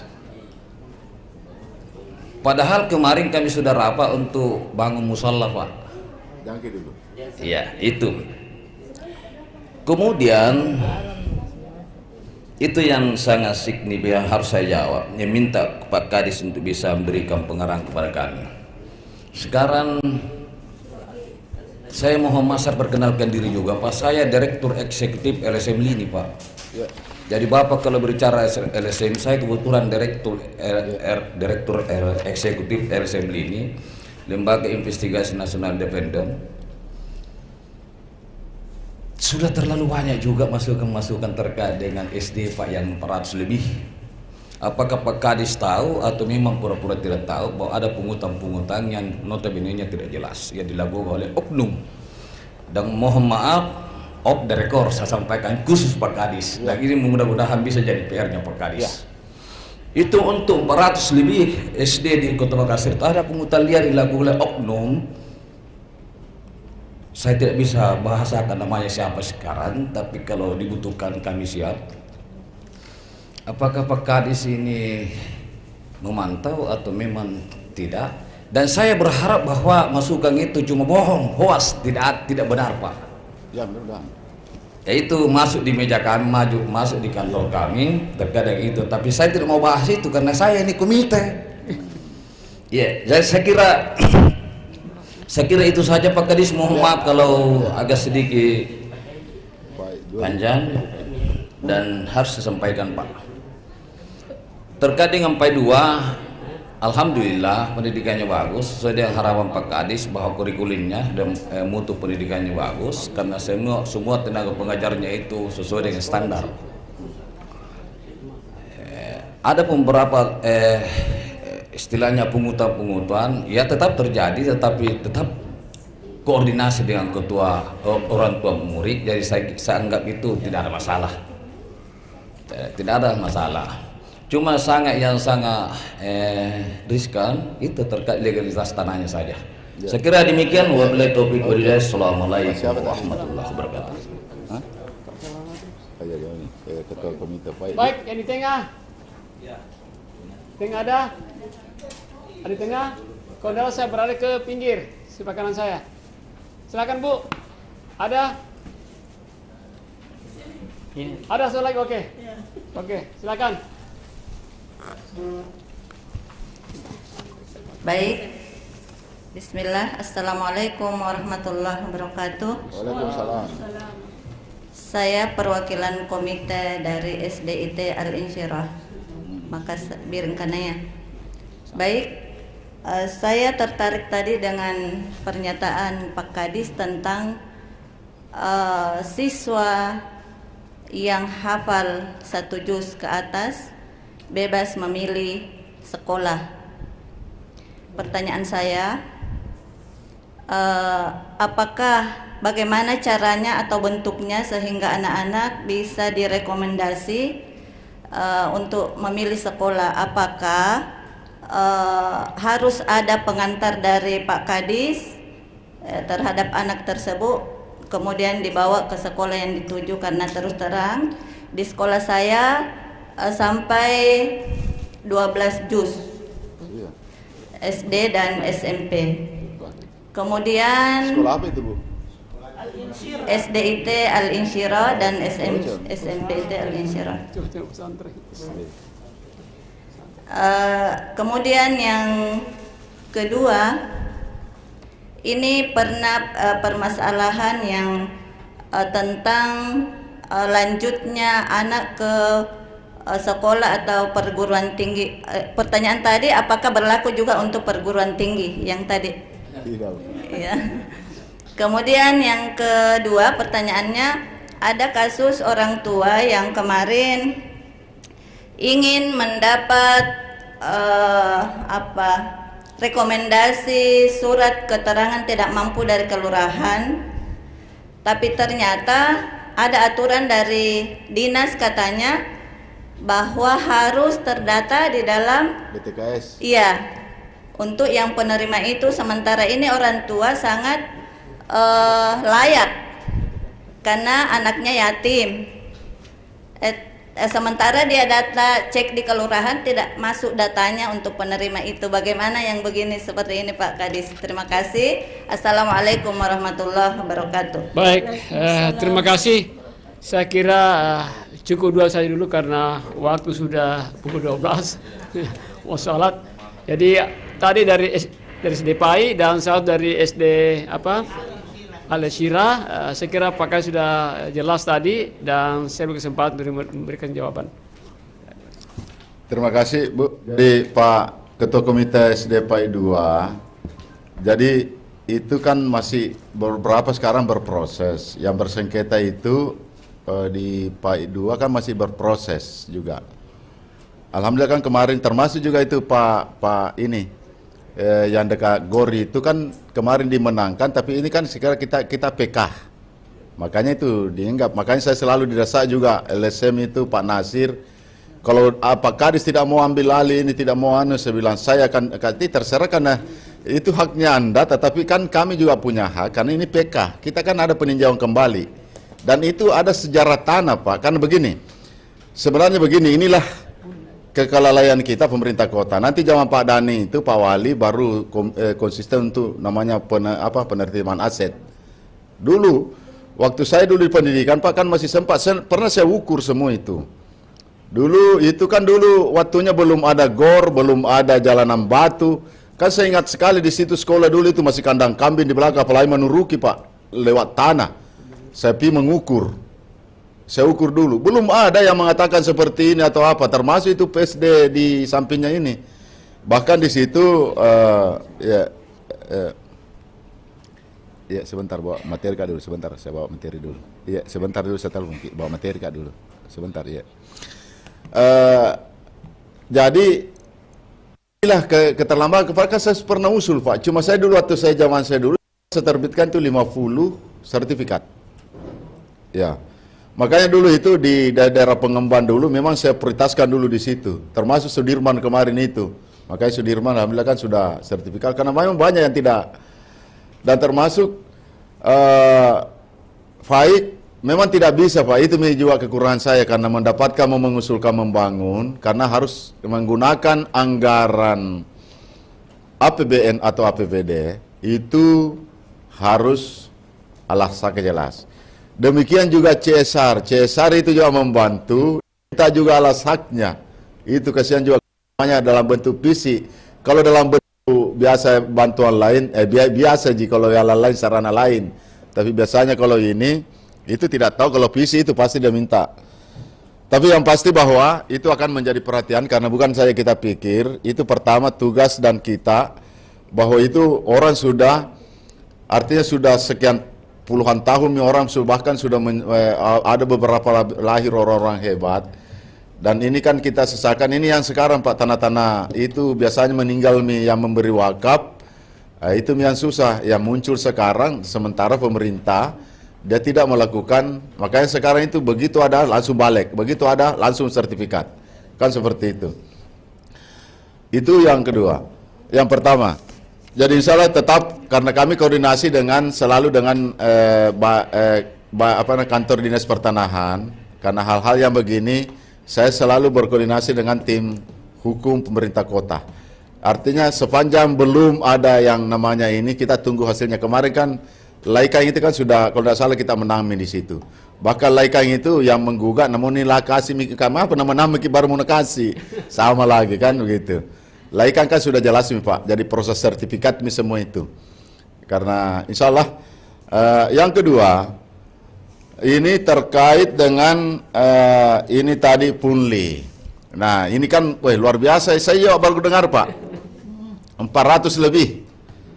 Dan Bapak sebagai kontrol sosial, bahkan kemarin contoh Pak, saya kasih tahu kena SMP 6. Kemarin kan di demo 2 kali.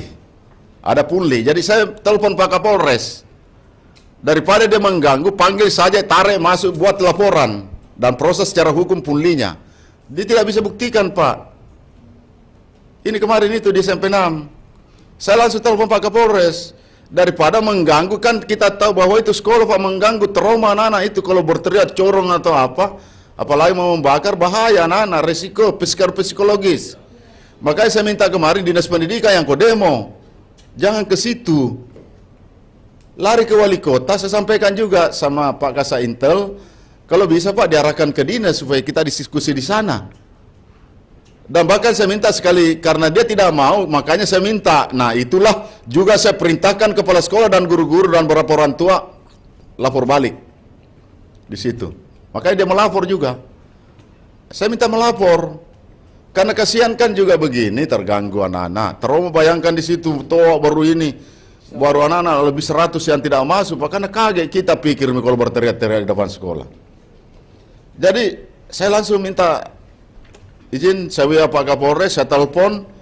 Saya bilang kalau izin komandan, kalau lebih ditarik, itu lebih penanganan karena dia menganggap indikasi ada begini. Maka minta buktinya di situ sekaligus proses. Tapi ternyata diminta buktinya selalu dia bilang ada di sebelah. Maksudnya di sebelah mana? Kan bingung. Makanya saya minta kepala sekolah juga, guru juga keberatan dengan ini karena ada pernyataan bahwa semua guru di SMP 6 tidak berpendidikan. Maka tersinggung Pak. Jadi saya minta kepala sekolah lapor balik. Maka itu berproses, silakan. Saya bilang tidak apa-apa karena sama juga ini yang 400. Kalau ada yang seperti ini, dan sampaikan. Bahkan kalau ada bukti dan fakta, laporkan saja Pak.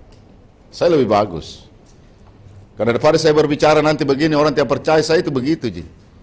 Ada fakta dan bukti, laporkan Maki. Yang penting kita sebagai pelapor, dan nanti itu yang melapor bukti-bukti yang memberikan informasi ke kita, suruh pertanggungjawabkan. Karena banyak biasa kalau diklarifikasi ini karena butuh-butuh saksi itu. Iya kan? Kayak banyak kemarin itu banyak. Saya tidak mau campuri Pak. Urusan haknya itu yang saya sampaikan. Inilah perannya komite. Ada kan koperasi. Saya bilang sebenarnya tidak pakai seragam, tapi kan ada Permendikbud juga. Nomor 50 bahwa itu seragam sekolah. Nah kalau umpamanya tidak mau, jangan nih. Saya kan sudah bilang orang tua jangan ambil. Bahkan kalau dibilang tidak mau ini, saya sudah sampaikan, tapi kan ada aturan tetap saya lanjutkan, dan saya tidak mau campuri lagi tentang yang hal-hal yang seperti itu. Urusannya haknya sekolah bahwa mau bikin apa, tapi yang paling penting yang tidak mampu, itu harus. Dan bahkan kemarin saya punya surat edaran itu, dan ini belum ada terkumpul di kantor, saya minta sama teman-teman, kepala sekolah sampaikan orang tua yang mau tamat, tidak usah coret-coret bajunya, layak kumpul, baru nanti saya simpan, saya laundry, saya kembalikan ke sekolah. Supaya itu bisa dipakai ulang. Itu. Saya minta supaya orang yang tidak mampu. Nah semua orang yang tidak mampu, itu sampaikan kepala sekolah, ada di situ kau jual di koperasi, atau apa di koperasi di sekolah kasih ke dia. Dan itu memang rata-rata dikasih. Yang penting, memang konsisten di situ bahwa mampu. Saya suka sekolah. Kalau ada yang begini, kadang juga jangan mengatakan ada begini, langsung katakan saya begini Pak, kondisiku begini. Itu kan lebih bagus. Ya. Jadi saya berterima kasih, bukan berarti pura-pura. Saya juga kaget karena 400 lebih sekolahku ini SD. Nah, berarti hampir semua SD ini kalau begini. Ya. Ya, kalau masuk swasta nih. Ya. Siapa Pak? Sebentar Pak, terakhir saya kasih semua. Ya. Artinya begini Pak, saya senang dengan kontrol sosial. Saya bagus kalau kontrol, tapi kita harus fakta, jangan sampai nanti itu kan lebih bagus kalau kita sampaikan dan fakta lebih bagus. Sekarang itu yang kontrol sosial lucu Pak, karena ingat selalu berdandar kepada Undang-Undang 14 tentang keterbukaan publik. Nah kita kan ada mekanisme PPID. Saya selaku PPID SPPK Kota, jadi semua dokumen yang diminta itu bukan berarti tidak bisa. Sama juga yang saya kerja. Yang saya kerja kan sirup, semua itu disirup, itu terinput, perannya dan prosesnya berapa sekecil apapun uang, itu bisa dilihat. Iya kan? Tapi kenapa lagi meminta DPA? Nah kalau saya meminta DPA, di mana kamu ambil biaya fotokopi? Kalau semua LSM minta kira-kira. Nah ini untuk mau diapakan? Makanya itu PPID sebelum ke kami harus ke PPID utama. PPID utama itu adalah Kominfo. Makanya itu saya sampaikan kepada sekolah. Kalau ada yang minta dokumen atau apa, sampaikan kini informasi harus ke PPID utama. Baru nanti PPID utama sampaikan seperti apa nanti kalau ke PPD ke SKPD. Karena kalau terkait dengan apa yang dikerja termasuk. Nah itu kan Arkas bisa dibuka Pak. Arkas bisa dibuka. Karena Arkas ini terkoneksi dengan kementerian dan seluruh APH. Iya kan? Bisa dilihat. Makanya di situ kemarin kenapa ada kepala sekolah terlambat masuk, karena biasa dia pertanggungjawabannya atau penuhnya belum dilaporkan ya, laporannya terlambat, itulah terlambat. Dikasih deadline waktu, itu biasa terlambat, maka terjawab pencairannya. Ya. Jadi saya rasa kalau itu tadi nanti kita artinya saya kan banyak begini Pak. Biasa dong ada teman-teman LSM jadi selalu kidian saya saya langsung fakta Pak. Begitu saya contoh tadi yang saya kasih ke soal bukan salah LSM tapi orang tua yang salah. Memberikan informasi pada istrinya minta uang, alasannya minta uang bangku. Kalau saya kan mau perpanjang kan bisa kan saya bilang pencemaran nama baik tapi tidak usah Mi. Cukup sampai di situ. Termasuk juga itu kenapa sebagai saya katakan bahwa banyak NGO yang bekerja sama dengan kami. NGO itu banyak Pak yang mendatangkan uang. Banyak NGO. LSM banyak mendatangkan uang ke kami Pak Kadis, ada program pendidikan begini, saya dukung dia. Untuk mendapatkan dana bantuan dari luar. Termasuk apa yang saya cerita tadi, NGO LSM itu yang disabilitas, itu kan besar Pak bantuan dunia nanti. Saya sudah MOU. Untuk mereka karena dia bantu saya untuk mengatasi nanti itu anak-anak defable. Kan begitu, dia cari uang. Ada bantuan. Nah, Itu barangkali Bapak dan Ibu sekalian. Kedua, siswa yang satu ke atas, ini Bu, saya berterima kasih. Itu kan salah satu tadi bahwa kalau ada kan ada sertifikatnya. Ya nanti kita Bu, kalau umpamanya dia mau nanti kan lapornya ke kita, ke kami, nanti kami yang rekomendasi. Ya. Kemudian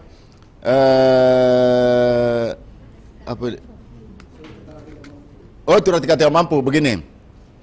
Surat keterangan tidak mampu itu memang data kemarin ini yang masuk afirmasi itu adalah data DTKS. Maka kalau ini orang tua aja seharusnya dia begini Bu, ke lurah dulu baru minta ke dinas sosial. Karena ada dinas sosial masuk nasi itu yang daftar Ki. Jadi melalui dinas sosial tetap ke kelurahan. Jadi kalau didaftar sebagai penerima tidak bisa, harus ke sana dulu. Karena data DTKS itu adalah Kementerian Sosial. Jadi nanti data DTKS itu kalau sudah masuk di situ enak juga nanti dapat PIP itu ditarik. Karena nanti sekolah yang mengusulkan. Kan kita yang mengusulkan operator. Kalau untuk PIP. Karena sudah ada di dalam. Di-upload semua nunya, tapi hati-hati Bu, karena itu data DTKS. Kapan mengisi itu kan ada pengisian itu. Jangankan saja HP saja kita input masuk, pasti tak corek Ki. Karena namanya tidak mampu, pasti tidak ada HP-nya. Itu otomatis itu kalau ada. Rumit sekali itu yang masuk di situ. Jadi ya itu banyak tahu bohong-bohongnya juga mengisi di situ. Yang kedua, tentu juga kami berharap nanti yang begini kan ada beasiswa Basnas. Ya, beasiswa Basnasku. Bisa juga nanti di kantor Basnas untuk mendapatkan beasiswa. Karena ada program beasiswa kerjasama kami dengan Basnas. Kemudian, apa tadi yang saat itu? Bali. Perguruan tinggi. Oh, perguruan tinggi. Ini tadi kebijakanku, Bu. Sampai SMP. Kenapa saya ambil ini? Karena saya kemarin kalau tidak salah kita Ibu Yen kasih ke info ya. Tidak tahu info dari mana itu. Ini demand 2 Pak. Tahfiz 30. Jus ya? 30 juz. Tahfiz 30 juz masuk akpol. Kan itu langsung luar biasa gaunnya untuk. Artinya itulah salah satu bentuk juga kepercayaan Polri terhadap ini. Mengembalikan kepercayaan masyarakat kan tidak mudah. Dan tentu dengan kebijakan kita ambil dengan cara bahwa seperti inilah sesungguhnya pemerintah. Itu yang kemarin mau mabuk karena itu juga tiba-tiba sudah keluar juknisku itu saya tanda tangan, saya robah, saya tambah dengan itu. Mohon maaf itu saya sampaikan. Saya ambil karena saya bersama dengan kejaksaan kemarin waktu kami ada Aksa Camp di SMP 14. Itu termasuk juga itu yang ditonro tanya Kak. Di situ juga jatuh. Padahal sama-sama ini penghafal Al-Quran jatuh tong itu. Itu yang ditonro anunya apalagi kemarin ada pengajian di situ, kelompok di situ. Tapi 30 juga. Satu dia lulus, satu tidak. Jadi dia kasih tahu ke Ibu Kajari, bagaimana ini Pak Kadis, bukan kewenanganku Pak, Bu. Artinya kan tidak bisa bicara bukan kewenanganku. Jadi itu Bapak dan Ibu sekalian. Jadi Tabe tolong dicatat nomor HP ku 081 2424 16563. Jadi 081 2424 16563. 16563. Baik, terima kasih Pak Kadis. Kita berikan aplaus kepada Pak Kadis. Luar biasa hari ini. Kalau ada hal-hal yang berkaitan dengan sekolahan, silakan nomor teleponnya, silakan di-share. Itu sangat bagus sekali. Baik, bagus sekali saya hormati. Dengan demikian maka seluruh perwakilan diberikan pada hari ini kita akhiri dan kita masuk kepada kegiatan upacara penutupan yang akan langsung ditutup oleh Wakil Ketua kita Ibu Yeni. Ini salah seorang Wakil Ketua yang berikan. Dan Saya adalah anggota DPRD Kota Makassar. Lanjut ke Ibu Yan. Saya ke Pak. Dia juga adalah anggota DPRD Kota Makassar, Komisi D. Komisi D yang terkait juga di bidang pendidikan. Kita berharap bahwa beliau ini sangat peduli dengan pendidikan. Dia adalah mantan guru, dia juga pernah mengajar, bertahun-tahun mengajar, dan insya Allah mohon doa restu kita karena dia berkelas 1, dia mau naik ke kelas 2 di DPRD provinsi. Kelas 2, ada kelas 3 ya. Jadi kalau Bapak Ibu sekalian punya keluarga di Kecamatan Kapuci, ini sedang kampanye. Kita melatih sampai di Sangkaran. Ini adalah tokoh pendidikan yang jelas dia banyak mengabdi, banyak membantu para kaum guru yang ada di sekitar partai politik. Ya. Dia partai PKS. Oh, PKS. Tidak salahnya ini bukan kampanye, hanya sosialisasi dan masih kita berkomunikasi dengan baik. Satu atap Nasdem. Iya, satu atap dengan Nasdem. Saya juga ada demikian. Saya ada di Partai Nasdem juga, tapi saya di Kecamatan Manggarai. Saya kira ini dan ini berikan sambutan aman dan serius untuk pelaksanaan menyapa kebaikan dalam hari. Nggak kampanye aja. Sebenarnya banyak juga saya bicara, tapi kayaknya capek begitu lihat. Sedikit saja sih. Oh iya, tentu Pak, saya tidak akan bicara lama. Bismillahirrahmanirrahim. Assalamualaikum warahmatullahi wabarakatuh. Sebelum menutup kegiatan kita hari ini, ada beberapa hal yang ingin kami sampaikan. Yang pertama, masalah yang kita akan yang kami perjuangkan ini adalah tentang pendidikan inklusif. Ini baru 2 hari kemarin ini kami sudah godok, dan memang banyak beberapa catatan penting yang harusnya menjadi perhatian terutama dinas pendidikan. Saya hanya memberikan gambaran saja Bapak Ibu terkait pendidikan inklusif, di mana dalam negara kita, bahkan dunia juga sudah menjadi isu dunia, pendidikan inklusif bahwa semua anak harus bersekolah, semua potensi anak yang beraneka ragam harus diterima keberadaannya, tetapi tentu saja dengan intervensi tertentu. Dan ketika kita menghadapi ABK, ini tidak hanya dibutuhkan seorang guru pendamping khusus, tetapi juga orang tua. Maka dari itu tentunya peran komite ini sangat kita butuhkan. Kalau bisa kami simpulkan bahwa komite adalah garda ke depan untuk menyambung antara sekolah dengan orang tua. Sebenarnya kalau kita mau lebih idealisnya juga, komite juga itu bukan orang biasa, bukan orang sembarang, karena dia harus mengerti kurikulum yang bagaimana dia mampu mencerna apa yang disampaikan oleh pihak sekolah, tetapi juga dia mampu menurunkan kepada orang tua. Ini yang belum. Jadi komite itu bukan hanya stempel yang hanya ketika dibutuhkan bertanda tangan bos dan lain sebagainya, bukan seperti itu. Ataukah komite juga bukan hanya karena sudah tidak ada lagi orang yang menjadi ketua komite. Jadi kita tidak tahu ya, sekiranya memang dimungkinkan ya tidak masalah kalau itu diberikan anggaran sehingga menjadi perhatian penting komite sekolah. Saya secara pribadi juga lagi melempar isu tentang kurikulum keluarga, di mana kita butuhkan bahwa seorang guru harus sertifikasi, sebenarnya punya sertifikasi menjadi orang tua. Sehingga kita akan mampu berkolaborasi dengan sekolah. Ini kami lagi membuat, mudah-mudahan kami bisa menyelesaikan kurikulum tersebut yang artinya bahwa sebenarnya tidak ada seorang tidak masuk di anak, karena seorang itu sekalipun tidak berpendidikan dia mampu mencetak anak-anak yang cerdas. Ini hanya persoalan bahasa saja. Ini yang kami coba. Dan yang kedua, saya ingat Pak Kadis sudah berhenti. Saya mendesak terus Pak Kadis untuk memberikan kami data komite sekolah. Karena jangan sampai yang diutus oleh kepala sekolah ini bukan komite. Kami akan cari betul ini. Dan ada beberapa usulan dari teman-teman komite ini dibuatkan grup.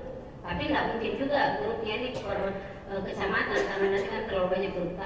Saya juga tidak bilang karena politik jadi perdapil, maksudnya itu supaya lebih besar dan lebih tepat koordinasinya dan bisa juga langsung ada dewan yang ada di wilayah tersebut. Ya saya pikir kita ini orang-orang cerdas yang tidak perlu untuk diprovokasi untuk memilih siapa.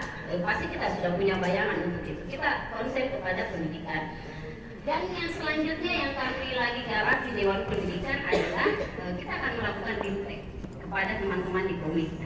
Sehingga ini bukan pertemuan hanya menyapa saja, tetapi akan ada nanti tindak lanjutnya yang tentu saja kita akan menampung banyak aspirasi. Jadi beberapa komite juga kami melihat bukan orang sembarang, jadi pasti kami juga butuh masukan-masukan.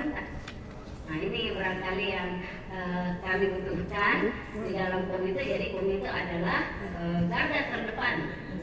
Jadi sedikit lagi sebelum saya tutup, kami fenomena yang ada juga salah satunya adalah seorang anak yang naik jenjang SMP tidak tahu membaca. Ini ada didapati di sebuah sekolah. Jadi pertanyaan kita adalah di mana gurunya dan di mana orang tuanya. Masa sampai jenjang SMP anak-anak tidak tahu membaca. Maka yang kita harapkan di sini adalah sebenarnya ya Pak, kalau kita mau bicara yang lebih teknisnya lagi, seharusnya di setiap jenjang pendidikan anak-anak ini harus jelas orang tua jadi tahu. Oh anak saya kalau kelas 1 minimal sudah tahu semua huruf, baru sudah tahu ya belum merangkai misalnya.